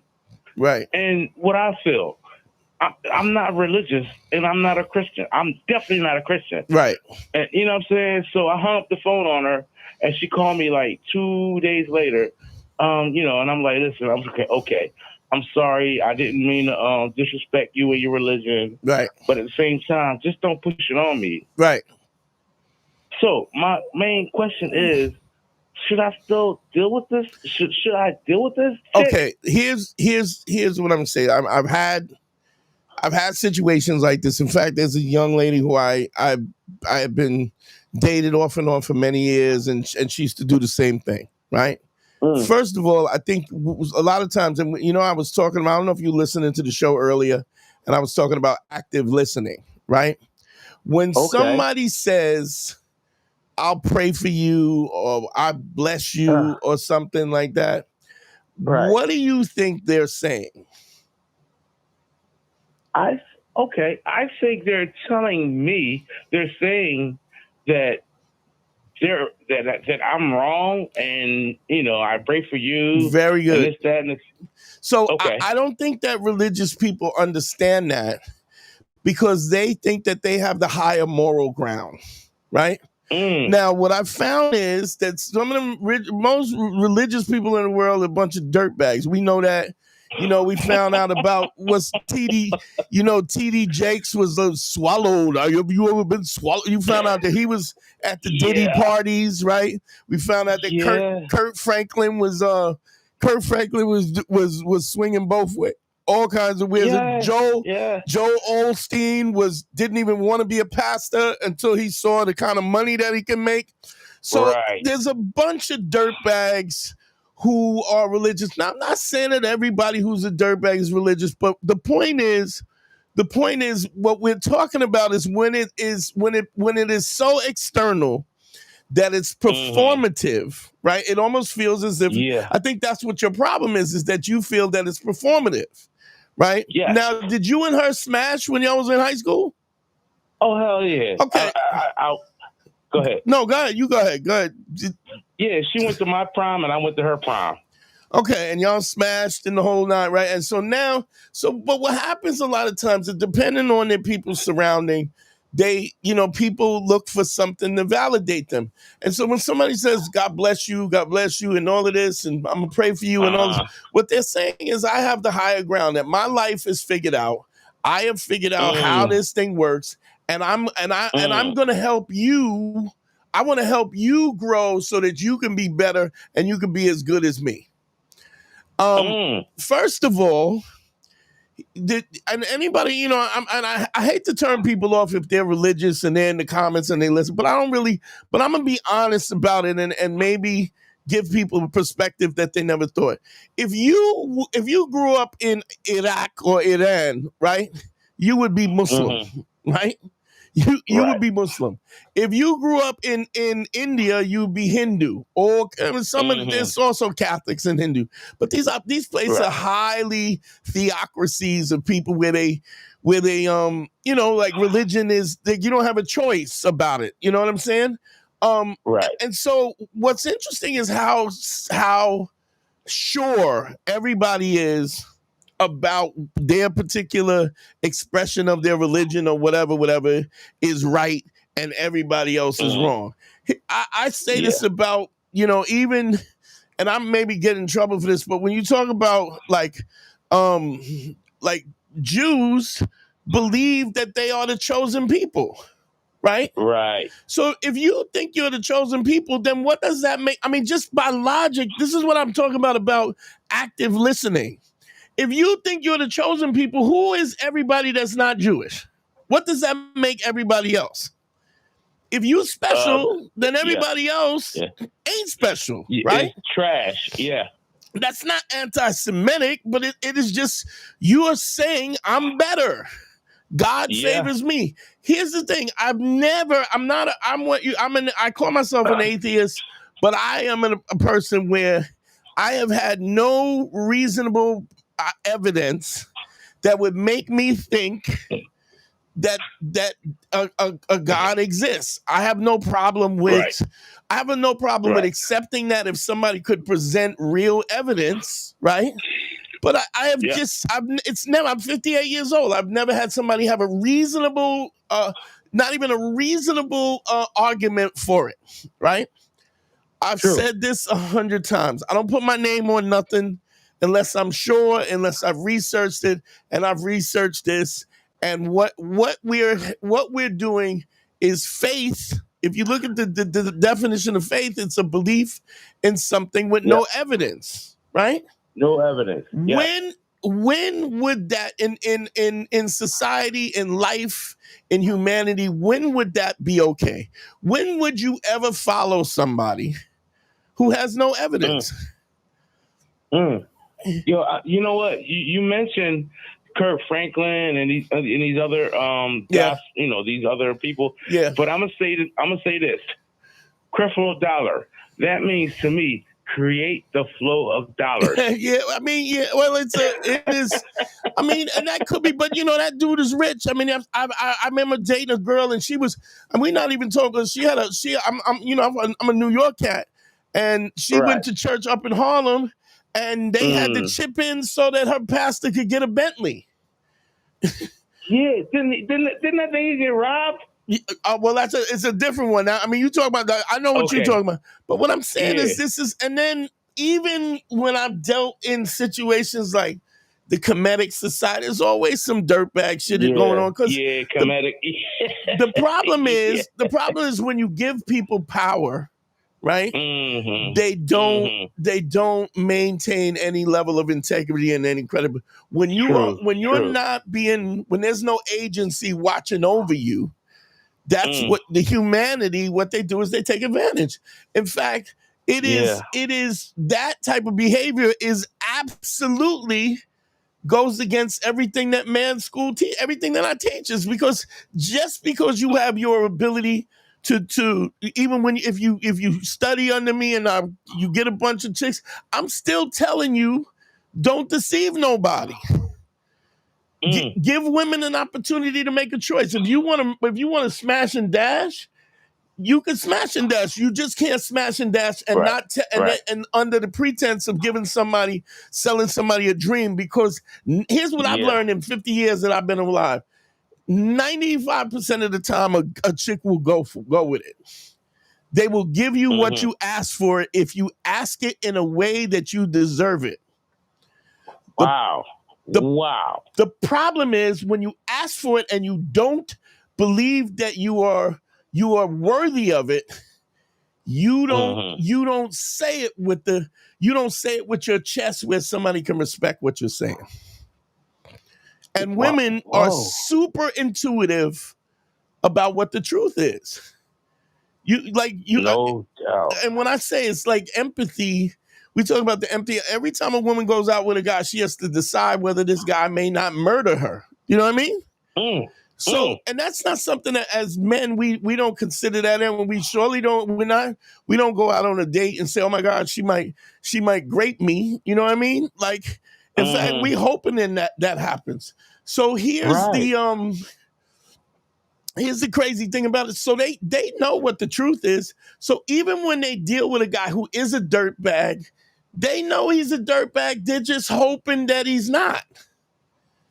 We got somebody calling in from, what up, Job, from Singapore. Holy shit. I love it. Yeah, do your thing, bro. You gave me so much education. So I would just want to say for the record, you got to understand something. You got to say, listen, I get that this is your thing. It's not my thing. I don't mind hanging out. I don't mind spending time, but I'm not platonic. You already know. We've already smashed. We've already smashed, and I'm not interested in going to church with you. Now, exactly. If you, but at the same time, go ahead. No, you go ahead. Go ahead. Go say what you're gonna say. No, I'm saying when I seen her, lately, she looked bad as a motherfucker. Right. I'm like, damn. But at the same time, I ain't with that shit though. I'm not with that whole religion bullshit. So stop it. Yeah. Cut it out. You know what I mean? Yeah, but she also now here's something that's also the case.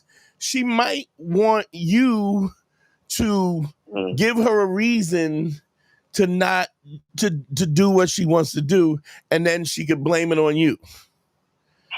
So that's also a thing, because she may not want to be accountable. And how old are you? How old are you? I'm 51. So and she's 50. Nigga, she's 51, and she talking about fucking, or she's not talking about fucking? Oh, she's talking about fucking. She seen me, I seen her, and we both like, God damn, like, you know what I mean? Yeah. So but at the same time, I don't want to push that to the side as far as, like, you know, the lust. Well, here's what I'm saying.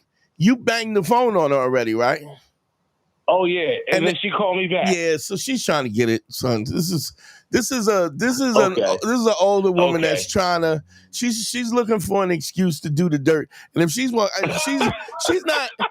saying I'm celibate, I don't want to have sex. She's not saying that, right? Right.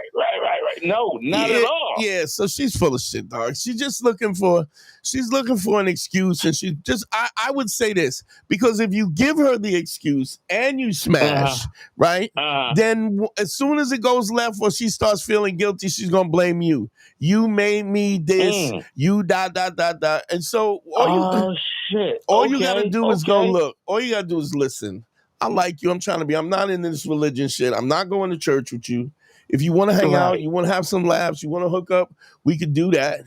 I'm not about this. Right. I'm not about this platonic shit. So what do you want to do? And if she's not, because here's the thing. If she, at 50 years old, come on, you know what I'm saying? Look, I ain't gonna lie. I don't care how bad she is. Nobody's buying no 50-year-old pussy. Stop it. I've never seen somebody go, yo, I want to get a new car. I'm looking for a 1983 Toyota with 300,000 miles on it. Right. Even if you tell me, oh, it got 200,000 miles, but it's all highway and the engine is pristine, it's still an 83 Corolla with 200,000 miles on it. The most you're gonna say, wow, this 83 Corolla rides surprisingly smooth. That's what you. But nobody's so, like, if she's 50, this is her way of kind of revalidating herself, because was she married or something like that, or no? Was she married? Yeah, was she married and divorced and then? No. She wasn't married, but she got 2 kids though. Yeah, dog. You know like, shut up. Yeah. Stop it. Stop. And she never married. She never married the guy that she had the 2 kids with. No, she got a kid by one guy and another guy. Oh, she got 2 baby. Like, shut up. Stop. Yeah. Stop. Now you want to be holy. Yeah. Now you. Exactly. Stop. No doubt, bro. And if you listen, here's the thing. I'd say this to anybody. If I've had, and you know, I don't know how long you've been listening to my content, but I always listen. Trust me. So back in the days, I used to have this white chick that used to co-host the show. This chick Mara Merrick, and she kind of conned me into, because this is when social media first started and YouTube, and she was like, "Oh, I know social media," so I hired her, right? And she banged the phone on me. That is the last time she was on the show, and that is the last time anybody heard of her. Because I gotta check it out. Okay, go ahead. So because it's such a disrespectful thing. Now, I'm not saying that I'm not judging you for banging the phone on her, because you should, first of all, let me say this. You should never be so angry that you allow somebody to get you emotional like that. So that's the first thing. You should, your actions and your things that you should always be intentful. And you being composed and being intentful is always is better for you than it is for everybody else. And not only that, there's never a woman that won't respect that. So if a woman is jumping out the window, you go, listen, this is best we just don't talk. And then you go, I'm going to go now, and you hang up the phone. You don't want to be, like, there's times when I emotionally get out of hand. Not often, but when I do, I'm mad at myself for allowing, because, when people talk about getting simped, right? that the chick is controlling you by, you giving up money, whatever. But it works the other way too. If you're so mad that somebody's trying to control you and you get mad because she's trying to control you, it's the same thing. It's the other side of the coin. It's that somebody is instituting control over you, even though it's on the other way, even though you angry and you banging the phone. So you got to maintain your stoicism and your control. And speak with intent. So always, and the only way you can speak, this is what I was talking about earlier. You speak with intent, and the only way you can speak with intent is if you're actively listening to what somebody's saying. Then and take a pause. Don't be emotional, because if you're emotional, you're moving, you're talking too quick, and you don't get it right. So what you got to do is you say, hey, listen, I understand that you're in this place where this is important to you. It is not important to me. I don't even believe in none of that. I don't know if you believe that there's a God or not, but I go, listen, I'm an atheist. I don't even believe that. I have no problem with respecting you. I have no problem with you pursuing whatever you think that validates you. But as far as this goes, this stops. If you're yelling it, nobody hears that. Yeah. But if you if you speak it quietly and intentful, and then she still disrespects it, then you have another thing to look at. You know that this woman doesn't respect you or anybody else. But when you're yelling and she's yelling, right? Right. Then See, the thing is, I was sipping. You know what I'm saying? So she was pissing me off, and I was sipping. And I wasn't yelling, but I was trying to dominate the conversation. Yeah. You know what I'm saying? And at the same time, I was like, yeah, fuck out of here. Fuck you. And then I click. Yeah, dog. You know what I'm saying? You go. It's so, how much cooler. It was like, listen, I'm just not, I'm going to go now. Do this. I'm going to go now. And what do you mean? Where you going? I'm just not really interested in what you're saying. And you go, well, what do you mean by that? I go, just what you're saying just doesn't have any validity to me, and my time is important. I think it's best that I don't want to waste my time. Now, what does she say to that? Yeah, she can't say nothing to that. That's intelligent. And it's not brutal. You just being honest. But that goes back to Ace. You're just being honest. I mean, and even when you're in a situation where you're talking to somebody and they're angry and they're emotional, and you go, listen, when somebody does, like, how like sometimes somebody will say some slick shit or like, oh, so really, or blah, blah, blah. And I would go, and the truth of it is, look, you're being sarcastic. You have an attitude. I understand that you have an attitude. Is something wrong? Because if there's something wrong, we can talk about it. Because here's the thing, us arguing, there's never a situation where two people are yelling at each other and then it doesn't get resolved. That never, it doesn't make it better. It doesn't resolve it. And even, let's say, for instance, I'm on a different program. I have a different agenda. Right? If I tell you that my agenda is different than you want something else, it's cool. I go, okay, no problem. We just don't sync up. We're not on the same page. I wish you all the luck in the world, and you move on, and I go smash somebody else. But if I'm angry because we're on a different agenda, we're yelling back and forth, right? Nothing gets resolved. Now, even if we are on the same page and we arguing, I don't feel better arguing with you. She don't feel better for being a cunt, right? It doesn't make her feel any better. And we've just wasted time and energy when we could either say, what is the problem?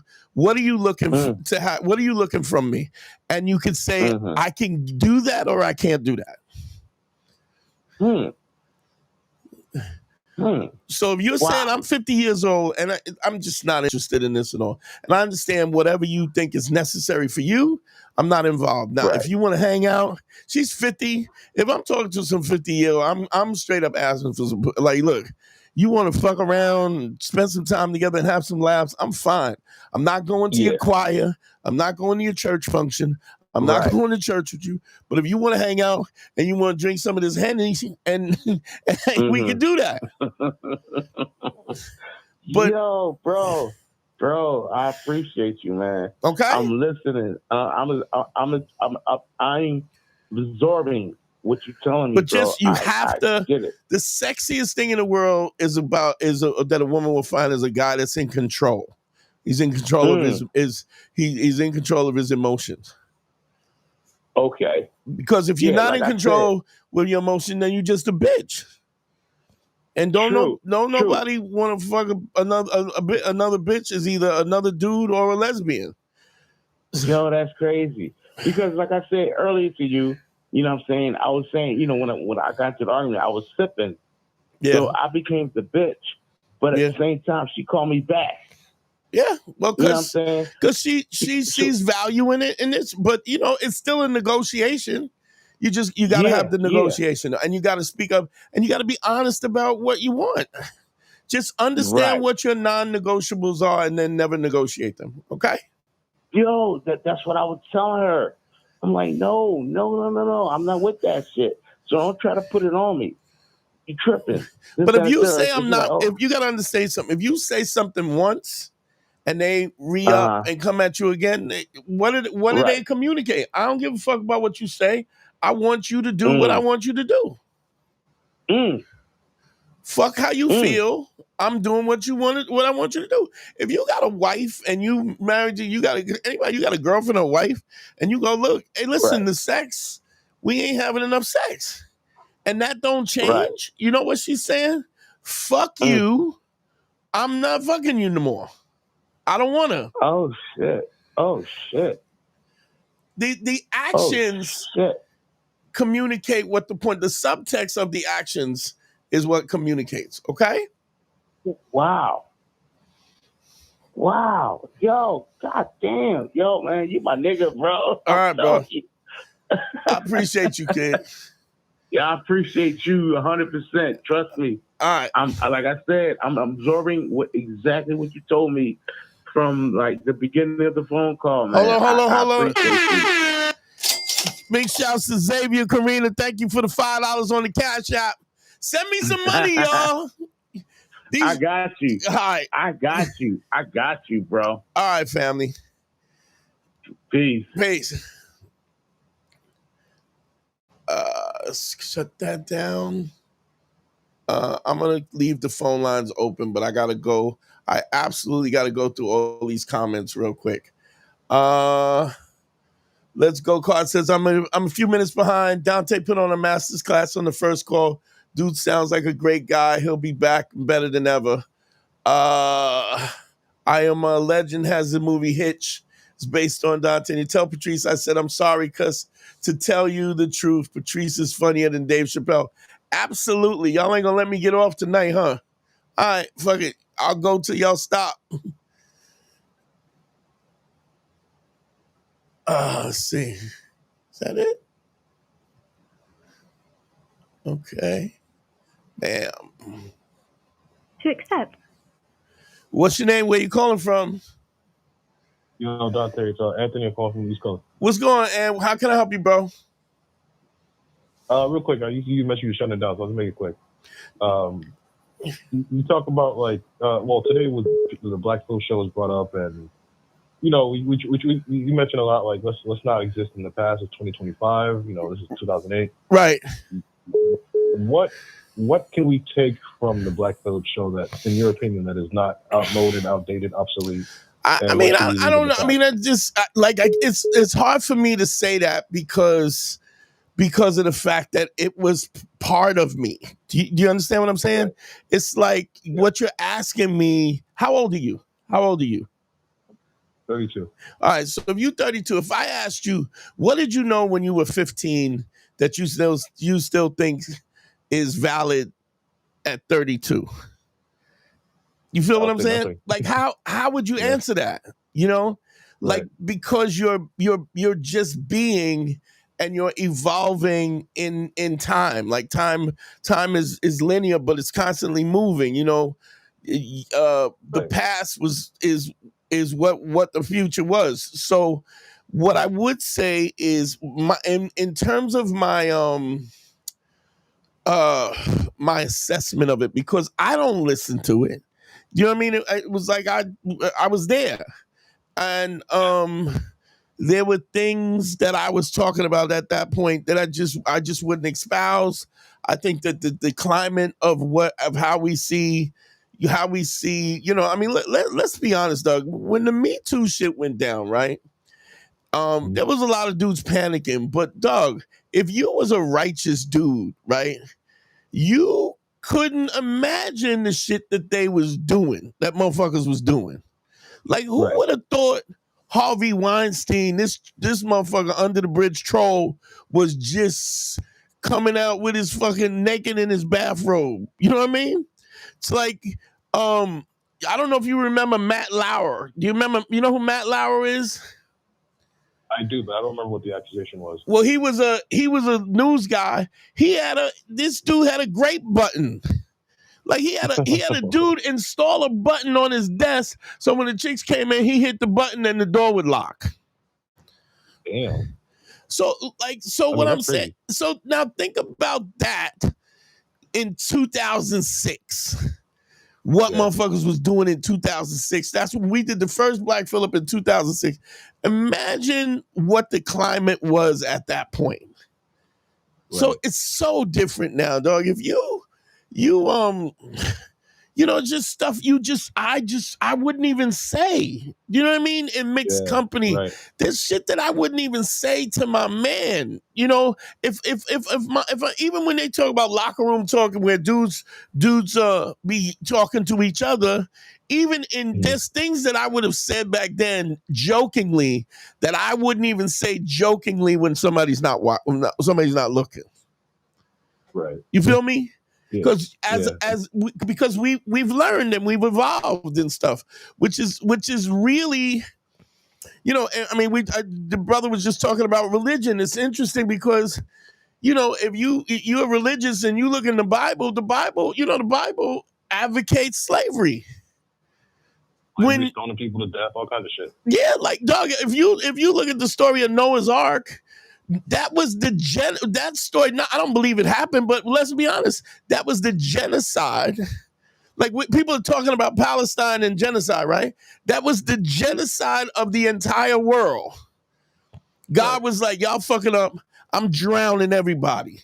Pregnant women, babies, men, old people, animals, everybody. Y'all fucked up. And somebody would go, yeah, but did we all fuck up? I don't give a fuck. We starting fresh.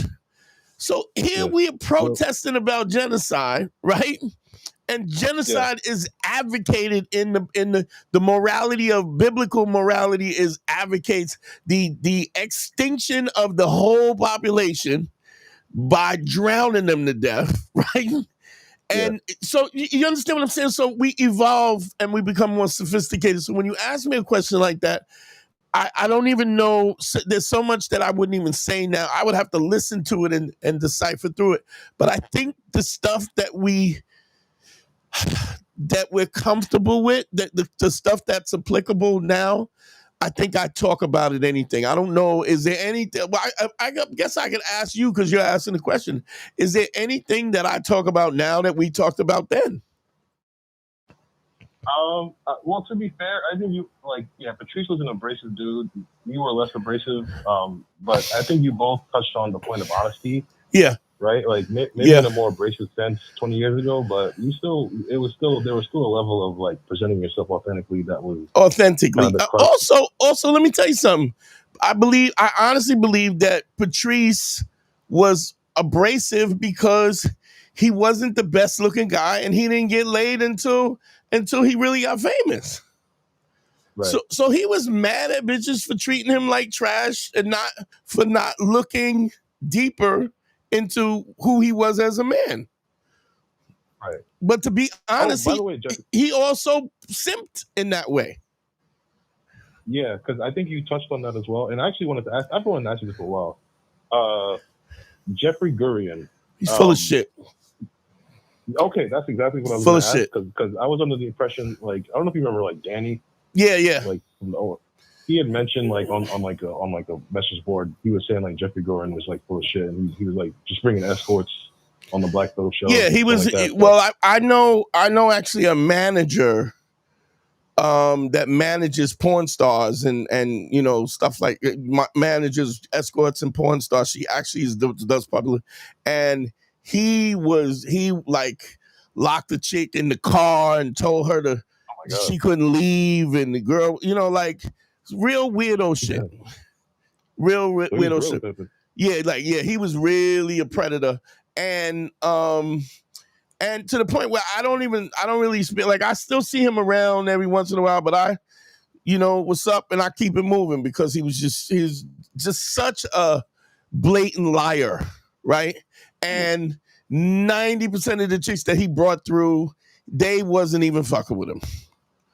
You know, and if he did, he got them predatorily. Nobody was volunteering because he was that his game was so tight. He was full of shit. So say again. Say again. I can't really hear you. I can't hear you. Now you sound like something happened to the phone. Was you on a microphone or speakerphone or something? Or Bluetooth? Can you hear me better now? Yeah, I can hear you now. Yeah. So like all that stuff, he's like, she just had just a wonderful energy, and I noticed her across the room. It's all bullshit. Yeah, he's full of shit, though. I mean, I don't, you know, I think fucking Patrice was more, you know, more enamored about who he was than I was, because I was like, yeah, this is funky. There's something wrong with this guy. It's funky. You know what I mean? Yeah, well, that's an important lesson, right? Like, nobody's perfect. Nobody has perfect discernment. Yeah.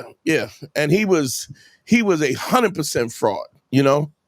So, all fraud. So, yeah. And so, I mean, you know, we evolve. And I mean, where does that come from? I mean, you're 30-something now. When you're 40-something, you won't go, well, what was I doing? You know what I'm saying? You live and learn, and it's a gradual thing. I mean, Doug, I'm learning. I'm still learning.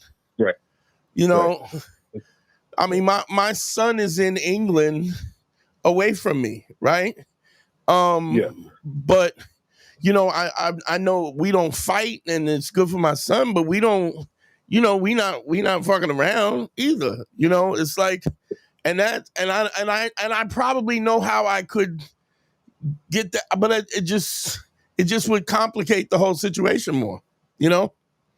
Yeah. So you live and learn, man. You learn to let go, and you make mistakes and you lose sometimes, but losing is just a byproduct of learning.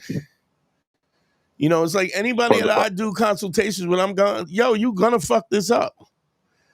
Right. You know, if I'm taking you through the system and we're doing consultations, DanteNero.com, click on consult. We're doing consultations and we're working on the first phase, and you hook up with a chick, like I had a dude I just did a consultation with. He hooked up with a chick. He was like, I'm going out on this date and da da da da da. And you know, what do? I give him some pointers. I said, but you do understand you're gonna fuck this up, right? Now, is that a guarantee? Yeah. Yeah. Let me ask you this. Let's say you play basketball? Occasionally.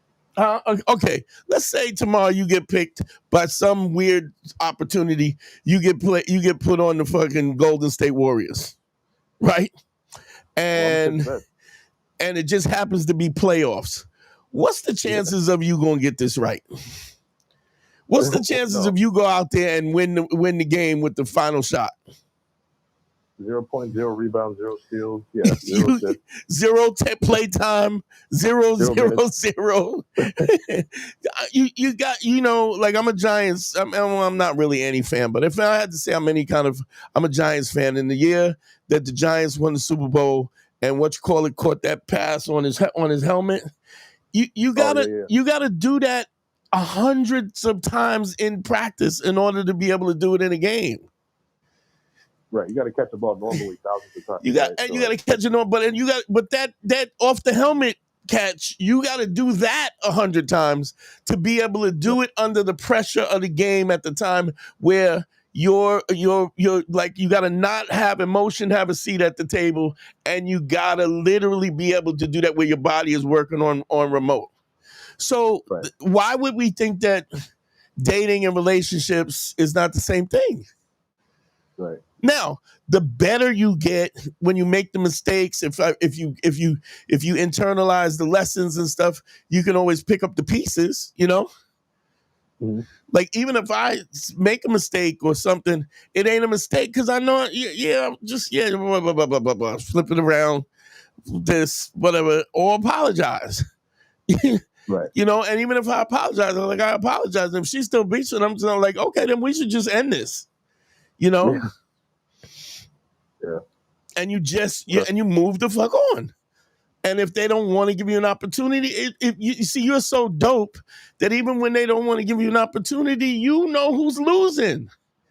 Right. I don't know if you've been listening since the beginning, but you got to do with a business, 18, 20 people working under him. He gave this 20-year-old girl a job, brought her in the home, takes her on trips, this, that, yeah. She has a whole career. She got some chick, her girlfriend is telling her, he's too controlling, you need to leave, while she's just getting married and she's getting ready to leave that to go out in these streets with these wolves. And we know, we have friends that have everybody on this live has got dirtbags that we know. Yeah. Scoundrels. You know what I mean? Yeah, they don't get it, man. Once that ceiling is, once that roof is gone, it's a whole different story. Yo, man. and then when he's telling me that she left from her mother's house into his house, so she got no idea. Yeah. I remember when I moved out of my mom's house, and then I remember I had to go take a shit, and I went in the cabinet and didn't have no toilet paper, and I realized, oh shit, you gotta buy toilet paper. Yeah, it's real. Usually it's just. I just thought. I mean, I didn't think that, but I thought it was just in the closet, right? You know, and then you got to decide whether you're gonna get a can of sardines or a roll of toilet. The world is cold and cruel, and a lot of times when especially a guy who's in love with somebody, he's gonna shield his lady from that and make sure she's good. Yeah. You go out in them streets. Them streets is cold, boy. It ain't fun. And I mean, there's a possibility she might scoop some winner up that doesn't lie, doesn't cheat. But look, even somebody who's got a business, right, and got a business and scoops her up, you think she could just do what the fuck she want to do? It's gonna be the same situation. So or you think he's making a couple $100,000, got a business with 18 workers, and he's not smashing somebody. He was waiting around for some 32-year-old woman. Like, nigga, come on, stop. I don't know if you heard the dude just talking to me. Hooked up with this girl. She's 50 years old, and now she found God. She's trying to re-virginize herself. But me, like, bitch, you got 2 baby fathers. Stop. You make bad decisions. Yeah. Should I assume that you don't make bad decisions no more? Probably not. It's possible, but it ain't probable. You feel me? Yes, sir.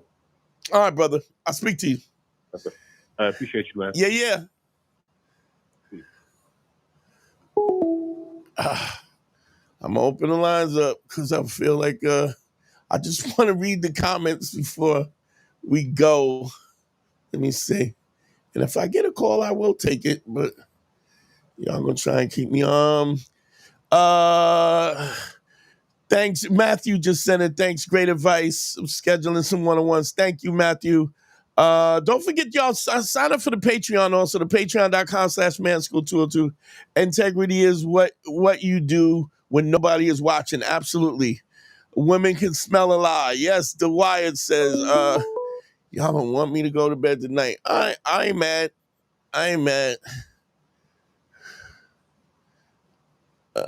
Come on now. Let's go.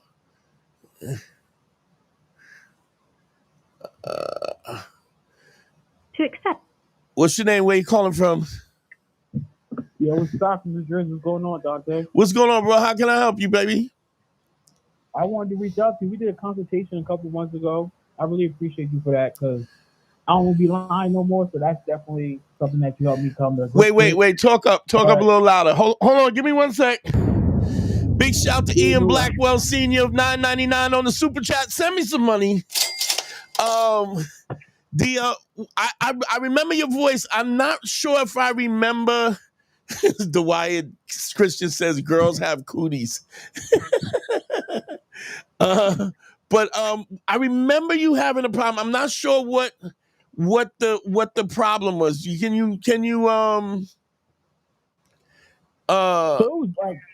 was you was able to like break it down. Wait, you sound are you on a speakerphone or something? Yeah, you need me to take it off? Yeah, talk right into the phone so I can hear you. Yeah, I got you. So it was a couple things. So one of them became social anxiety. So we was talking about that. Hold on. Are you talking in the phone? Because I can't hear you still. You still can't hear me? Yeah, but you got to talk right into the phone, dog. Can you hear me now? Yeah. Go ahead. Oh, perfect. Yeah. So it stemmed from like me having a social anxiety. So that was something that was messing with me. Definitely. You said, damn, dog, I can't hear you. Go ahead. Call me back, and I'll pick it up because it sounds muffled.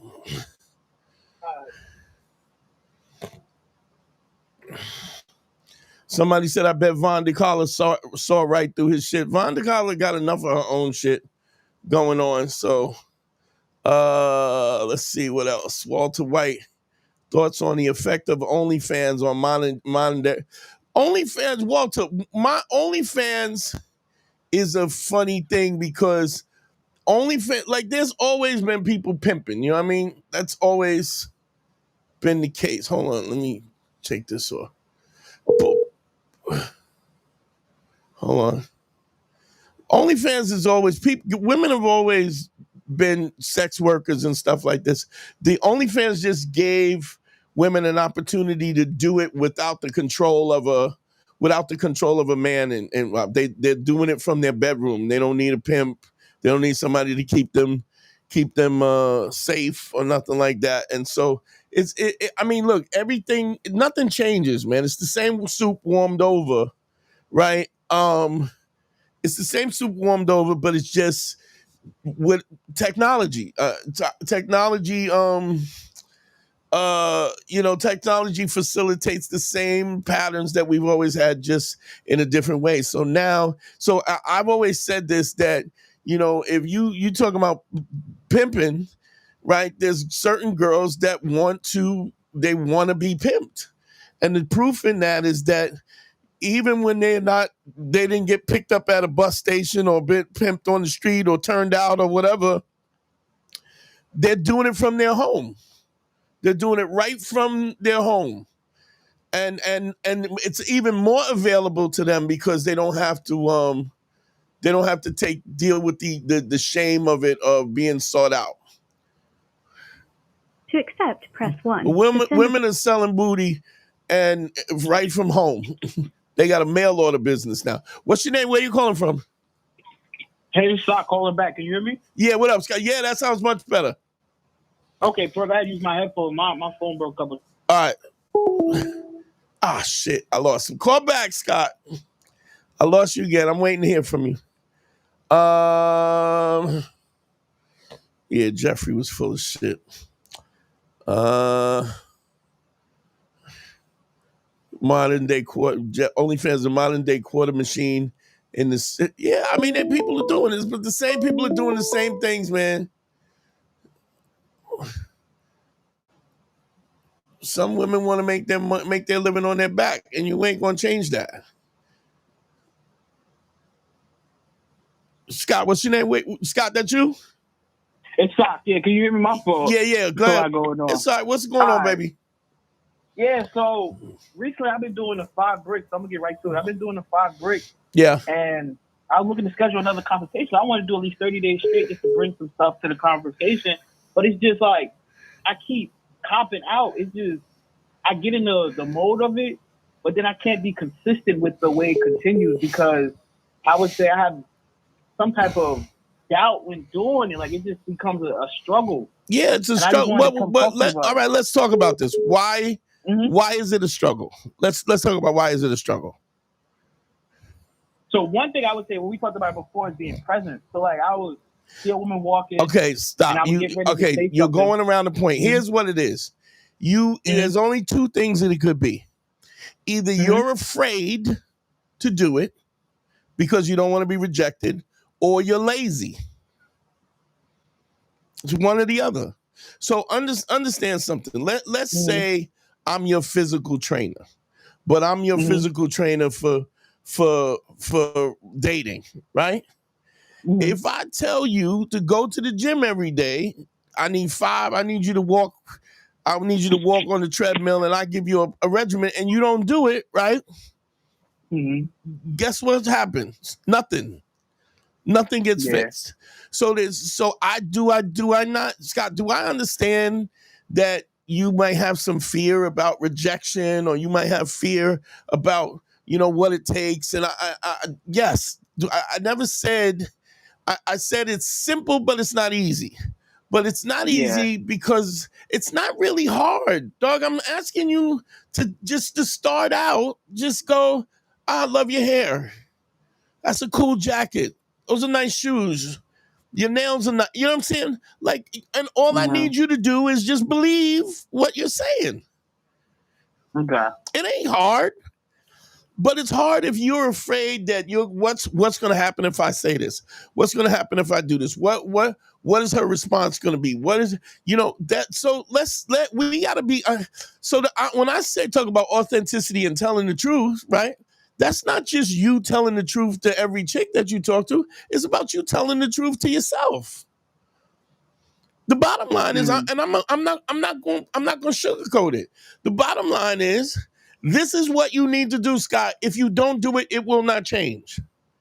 Now you can fuck around for the next 5 years and say, I'm not motivated. I'm not, but you and I both know that's bullshit. You either afraid to see what the response is. You afraid somebody gonna chop your head off, or you're too lazy to go do it. Yeah, but that's the first one. So it's like, how do you get over that then? Because I think You about do the it. worst You possible just outcome. gotta do it. You do it. You play video games? Not anymore, but yeah. But you play video games, right? Yeah. Okay, when you on the first board, right? It's if you play, say you play Mortal Kombat. When you on the first board, it's easy, right? But as it goes, it gets more difficult. But what happens is it gradually increases the difficulty so to keep you involved, right? If you ever play a game that's so hard that you just stop playing, like you start playing and you keep dying and dying and dying and dying and dying, that you stop playing the game. Well, those games are not built right because it needs to be gradual so that you feel some sense of accomplishment. And because you feel some sense of accomplishment, you continue. And then by the time you get to the final boss, right, think about the intricacy of pushing buttons that you do. You doing circular swirls on the keypad. There's this, there's that. You hitting the button, click, click, click, click. Or if you play Madden, I remember I was trying to play Madden. I hadn't been playing Madden since like Madden 5. If you try to play Madden 5, you can't play with these kids who, like, I can't play somebody who's been playing Madden. No, there's audibles and there's all, you know what I'm saying? It's crazy. But what you gotta do is you gotta learn the basics. Same thing I said about the nunchucks. Oh, shout out to the dude with the nunchucks. That somebody said get the foam ones. I don't know if I would do that because you want the danger. Just slow down and work it out because the foam ones will get you reckless. But this is just something that you got to do. And when you tell me I can't really get it, what you're saying is I don't want to work out.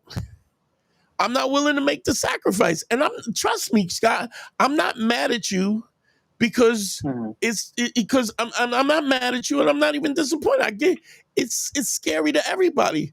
I'm just gonna give you I'm gonna be the uncle that gives you the straight dope. If you don't do it, you fucked. 5 years from now, your situation's gonna be this guy's same goddamn situation. So you ain't got no, you don't got no choice. Yeah, Either do it or don't. you right. You got it. Yeah, I got you. Shit, my body count is up. It's always been up. Like if you don't want if you don't want it, then that's I'm not mad at you. But I will have the honesty and the integrity and the empathy to say, dog, if you don't do it, it's really simple. What am I really asking you to do? Have you ever you have done it, right? Yeah, I did it for a week straight. Is it really that hard? Tell me, and if you did it the first day, when you did it the 5th day, wasn't it easier? Yeah. Okay, so you have anxiety, and so you quit. Yeah. I don't care about your anxiety, dog. Shut up. Okay. Shut the fuck up and do it. Or You're not, right. or not. You feel me? Yeah. So that's the 2 options. The whole, it's set up so that you do overcome your fears. That's why it's easy. You know, it's set. I'm not even asking you to get the number. All you gotta do is say nice shoes. If she has nice shoes, I love your sneakers. I love your dunks. You got pretty nails. Your makeup looks awesome. Your hair's nice. That's a cool jacket. That's a dope Wonder Woman vintage shirt. You know what I'm saying? It's really, I'm not asking you to in fact, I'm telling you not to hold a conversation. I'm telling you to just do that. You got me? Yeah, I got you. All right. Okay. Anything else? No, that's all. I'm gonna see you. I'm gonna hit you up in 30 days for that consultation. All right, how did that little problem you had? Didn't you have a problem with some chicken? Nah. Okay. All right, I'll holler. All right, bet. Get it done, man. Get the work done. I got you. Appreciate you. Keep kicking that game. I appreciate it. All right, brother. All right, let me try and finish these comments so I can get off. I can't wait to get back to the gym for my happiness and my health. Shout out. Spirit Tonight says, we all get lazy. I used to date, who is this? Walter White says, I used to date 7s and 8s in high school. More than half of my exes have OnlyFans now. There's women that I would never give the time of day, and now they won't give me the time of day. Yeah, whatever. But do you want somebody that's really, that's how they're making their money? I mean, I'm not judging it, but come on, there's consequences to that, you know? I mean, one of my favorite porn chicks, what's this chick? This little skinny chick. Her name is Riley Reid, right? She's a beast. She is a monster. But man, I saw an interview with her, and she talked about how none of her family talks to her. Nobody wants a relationship with her. So like, there's consequences. So you know, it's all good when she's greased up in thigh highs and getting plowed by 8 dudes. But where is her life after this? Because she's made these choices, and people are going, yeah, I don't really want to be around somebody who I don't want to hang out with somebody who's, you know, who looks like a glazed donut. You know what I'm saying? So it is what it is. Brian Anderson says, my wife is not wanting to give it up as much. You got to have a conversation, dog. You have it has to be the non-negotiables, and you got to have a conversation. You got to talk about this is a need, and it needs to be because it needs to be dealt with. Otherwise, but the question is, is it so important that if not, press 1. you're willing to end the marriage? You know? What's your name? Where you calling from, family? Calling from Waco, Texas. Oh, dope. What's going on, bro? I was just in Houston. Or should I say Houston? Oh, shit, yeah. Should I say Houston or Houston? Oh, for what? Huh? I went to see, I'm in a fraternity, and one of my fraternity brothers, he got indoctrinated. He got initiated. So I went down there to see him. So what's going on though, brother? How can I help you? Yeah, man. I was the one Walter White talking about like OnlyFans and everything like Oh, that. yeah. But let me ask you this. Yeah, Here's man. my question. Let's say one of them. Let's say one of them was interested in you, right? And so they got an OnlyFans, right? Yeah. Would you marry her? Would you want to have kids with her? I'd fuck with her. Yeah, but would you want a relationship with her in a real, like, you feel what I'm saying? Or would you just want to smash and dash?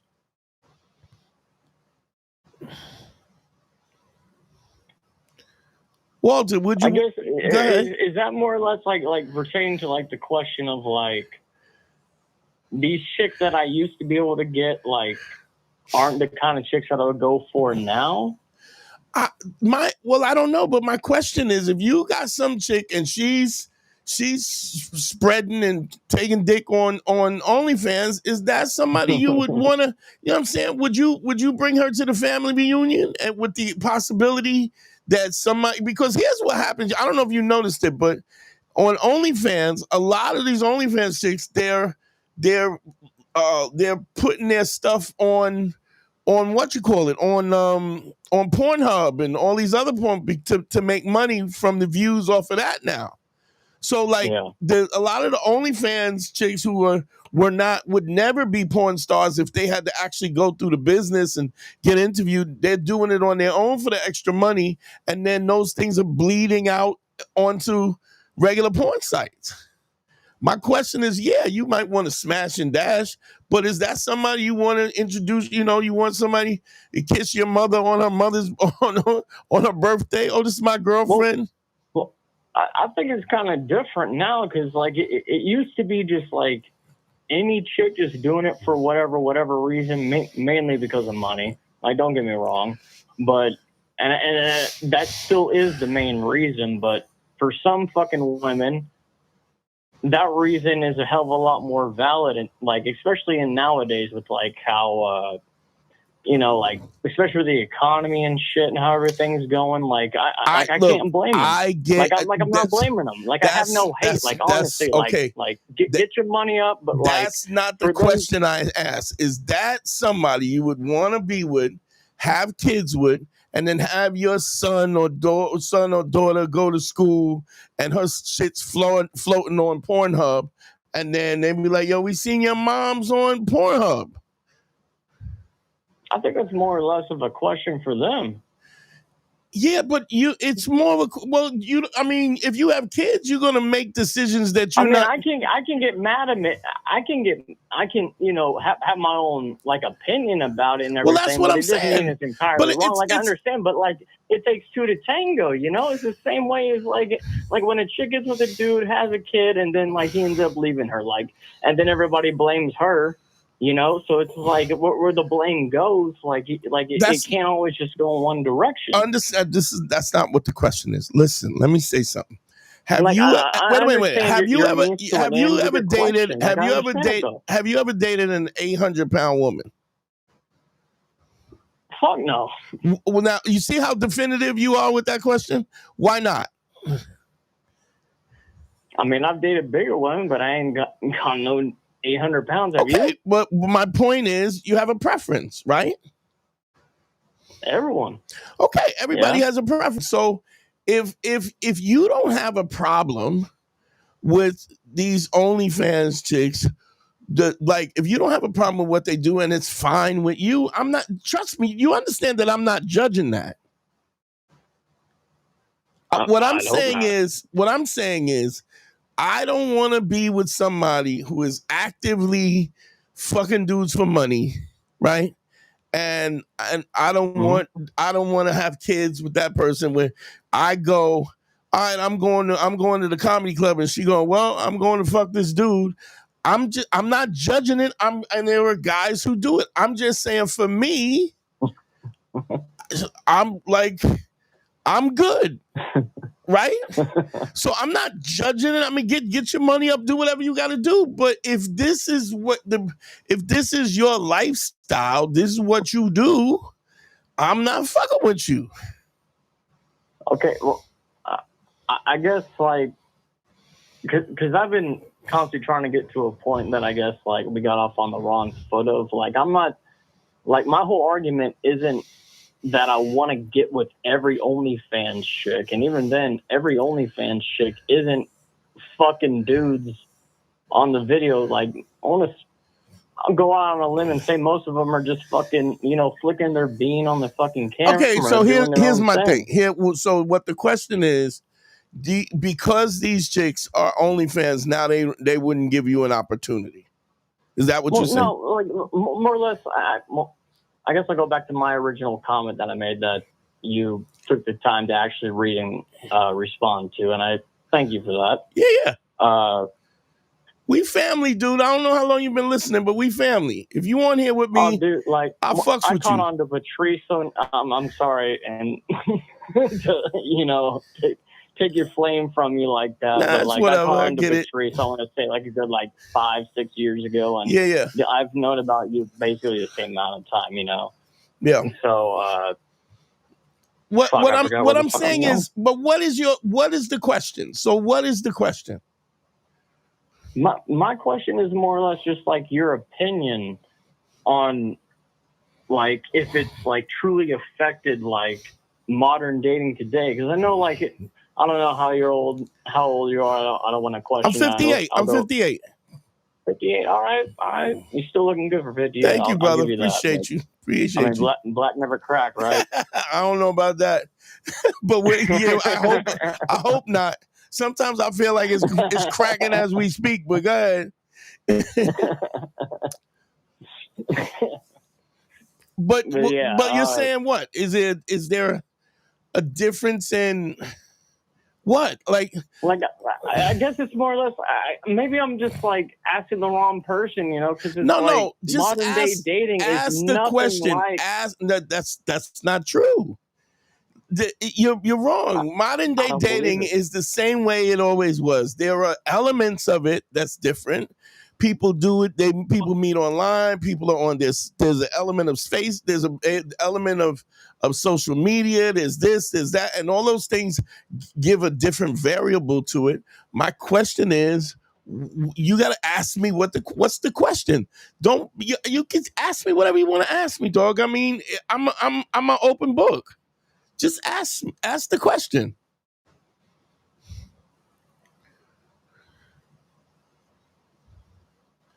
Hello? Yeah, I'm still here. Hold on. I'm sorry, man. All right. Ask me the question. What's the question you want to ask? Man, I called in full confidence thinking that I was going to come on here a little bit different, but I don't know. You still fucking completely stumped me. But I mean, you had it. Well, what did you think? What was your intention when you come? When you thought you was gonna tell me? It was just hearing you out, just getting but you're still in your full opinion on the matter, listen to me. Hand. Ask the question. What is the question?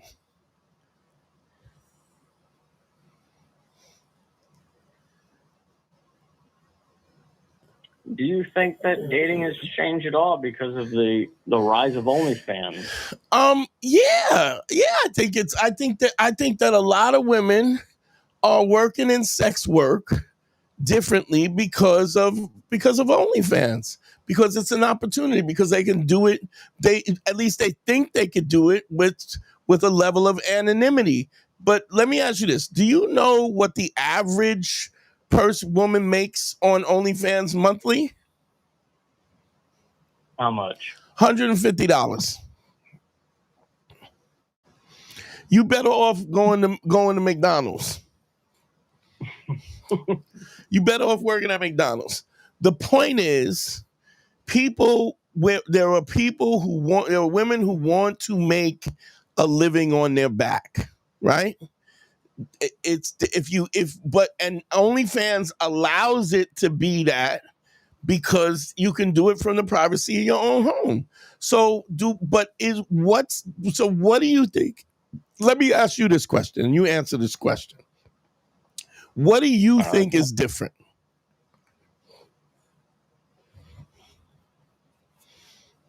about dating? What do you think is different?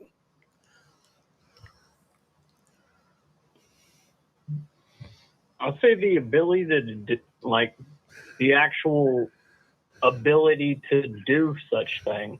Like, because before, like, it wasn't as, I would say, offerable to everybody. Are you talking about OnlyFans? You're talking about sex work? Yeah.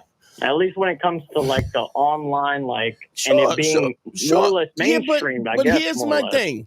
If you are okay with it, right?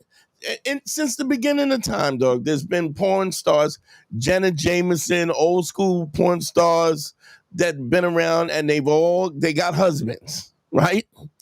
I used to work with a PR person that used to work with porn stars and do public relations for porn stars.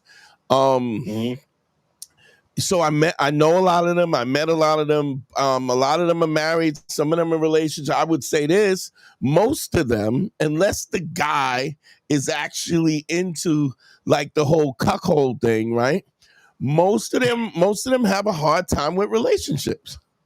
Because I think it is the nature of men to be a little more possessive. I don't know. I mean, I'm not saying that there's people. You've hit on that twice of me being a fucking cuckold, and I really don't appreciate it. No. Wait. I'm not saying you are. I'm saying there are men who have married porn stars. I'm not saying that doesn't exist, but that ain't me.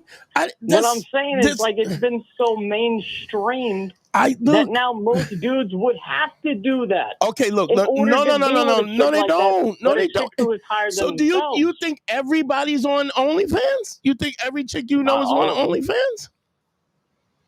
I want to say most of the ones that are probably worth the fucking damn when it comes to at least being who they are. That's not true, dog. That's not true. Listen, let me say something. Somebody who is, I'm going to tell you, inherently, somebody who's doing OnlyFans sees their body as a value, right? And, and they market their value. I mean, if you get a woman and she thinks that her brain or her mind or whatever is more valuable, she won't do OnlyFans. Some do, some don't. Everybody's not making millions of dollars doing it. Everybody's not making tens of thousands of dollars. Everybody's not making hundreds of dollars doing it. So here's the thing, but I think there's this misnomer but back up. I gotta rewind. Because if you think in any way that I'm talking about you being a cuckold, all we are is on a phone call. There's no way I could know that. I understand your point. You're saying that it is so prevalent and there's so many women that are involved in it and so on and so forth that it becomes more mainstream.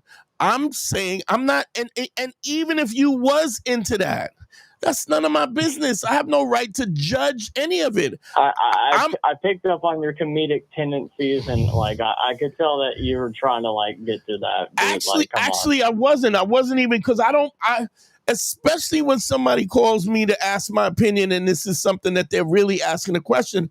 I wouldn't even play with you like that, because I wouldn't want you to feel uncomfortable about where you can't talk to me honestly. And there's and I'm also feel that if you're calling me and you're asking me this question, guarantee you that somebody is thinking the same question that you're asking, right? That is afraid to call up and ask. So there's no way that I want you to feel uncomfortable, or I'm gonna tease you or make you feel funny about what the fuck, because I first of all, I respect and I appreciate the question, but I keep asking you the question. The point is, if you're okay, if you feel that it's so mainstream that it doesn't matter, who am I to judge that? You know what I'm saying? I have a friend of mine, comic friend of mine, Kenny Josephs. He will not sleep with anybody who's not at least 300 pounds. He is 5'2", right? Maybe 135 pounds, but he just loves big women. If you shapely and got a 6-pack and he look right past you. God bless him. And I'm not knocking him. I mean, that's what he likes. And how dope is it that he can like what he? It is clear if you listen to old Black Phillip. Clearly, everybody knows I got a thing for little women, for little people. I love me a hot little midget. I don't give a fuck what nobody says. I think I eerily remember that's kind of coming back. So, dog, who am I to tell you what the fuck you like or what? You know what I'm saying? What I'm saying to you is, and I mean, if you look at my Instagram is littered with hot little midgets, right? I don't know. I mean, why does somebody like chocolate ice cream and like or vanilla ice cream? You know what I'm saying? Like it just is. So you don't shame anybody for that. So if you thought I was shaming you, I'm not. What I would say is this. I think you got to own it and okay, but if you're saying but I'm going to tell you something, and this is my God's honest truth. I have interviewed. Me and Harry used to interview because of the public relations lady I'm tight with. She has a whole bunch of stripper, not stripper, but porn star clients, right? Dog, I had to tell her I don't want to interview these people anymore. Don't bring no porn stars here to me. There's a few porn stars that I don't mind talking to. I like talking to Sarah J. I like talking to Coco Brown. Coco Brown was a smart chick. She was studying. She had done porn and she was trying to become an astronaut. She was cool to talk to. But dog, I can't tell you how many of them chicks that came here that was doing hardcore porn that came out and sat down and I was like, well, what got you in the stripper? Well, I like sex and I like money, so I figured I would fuck for money. You know what I mean? Just dumb, just fucking morons. Here's the thing. I don't care if you hot as hell. If you don't got a brain, I can't fuck with you. If you're smoking hot and you're obnoxious and you're selfish, I'm like, beat it. You know why? Because first of all, anybody who is that unaware and so selfish, right, in the grand scheme of things, they're going to be shitty lovers. You know why? A great lover is somebody who gives, who wants to please you. Pretty women who I can say that 100%. Like I always make my woman come before I ever fucking do. I give you guarantee you the prettiest girls that you ever fucked were the ones that were the trashiest fucks. Tried the least, didn't give a fuck, want to look pretty while she's fucking. You know what I mean? Just like it just and I mean I'm not saying that that's everybody, but I'm saying we're talking about most attractive women. They don't really get down like that. So I'm not saying, but if you have this thing where these women, you said, and this is what's really telltale. You said these are women that I wouldn't give the time of day when I was in high school, and now they're on OnlyFans, and now they won't give me the time of day. This, first of all, that screams so much. First of all, these are not even people that you really wanted in the first place. Because if you wanted them, you would have knocked them down in high school when they were chasing them. Now all of a sudden, because they're flicking the bean, or because you watching them on, now all of a sudden, I would hit that now. Come on, dog, that's not even what it is. That's not even your style. Because if it was your style, you'd have knocked it down. So what this really talks about, and this is why you're having such a hard time discussing this, and when I'm asking you these questions, is because you not being honest with yourself. And there's also a definite self-esteem issue because you want something because you can't have it.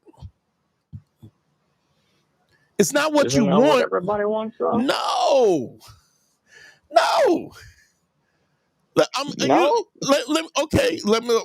I'll answer that question like this. I bet you I bet you don't want a stuck up burn victim, right? What?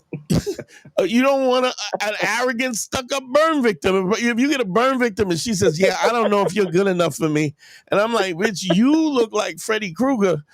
You what? And now because she's being aloof and cute, you be like, "Oh man, I really want."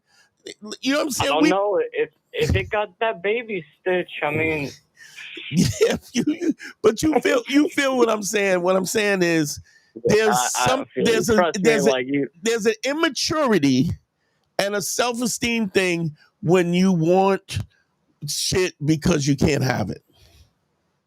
Mm. There's a maturity that comes where you go, I like what I like. But I'm not willing to, just because somebody doesn't like me, I want them because they don't like me. But just because what I hate doesn't mean it's what I want. Exactly. And just because or something at least don't agree with. Yeah, dog. I mean, okay. I use this analogy all the time. You ever see like a kid begs his father for a puppy, and the father goes, "Look, I'm not getting no fucking dog." It's like, "Daddy, please give me a dog." And he was like, "Look, I'm not walking no dog. I'm not feeding no dog. I'm telling you, get this dog. You gonna do what the fuck you have to do, right?" And what does the kid say? I promise. Then all of a sudden, 2 years in, right? Because you're asking, which is weird, because you're asking a kid to make a commitment. You're asking an 8-year-old or a 12-year-old or 13, a 15-year-old to make a commitment when they don't even understand what a commitment is. Big shout to Ace. Thank you for the $10 on the Cash App.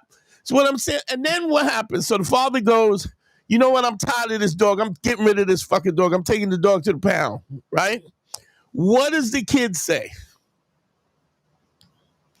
"Please, Daddy, no, don't get rid of the dog. I promise I'll." And then what happens 6 months after that? They stop walking the dog again, right? So it speaks to a level of immaturity that children have when they want what they can't have. But when we're talking about ACE and man school and everything is for you, I just talked about being mindful of your thinking, to be in control of your emotion. Just because somebody doesn't want you, the first thing you need to ask is, do I want this person? And if you don't, then you have to have the maturity. You have to have the maturity to go, I don't even want this. Like good riddance. Yeah, Lethal Flatfoot sent a text. He says, "Aren't male porn stars miserable too?" Yep, absolutely. The big dick, I've read that too. The big dick male, they got regular chicks don't want to fuck them. They wanna, they don't mind a fucking, like as a novelty. But I know girls that was like, "Yo, I can't have this motherfucker just stretching me out, and I'm no good for nobody else anymore." And sometimes it's painful. If she's not a real size queen, it's painful.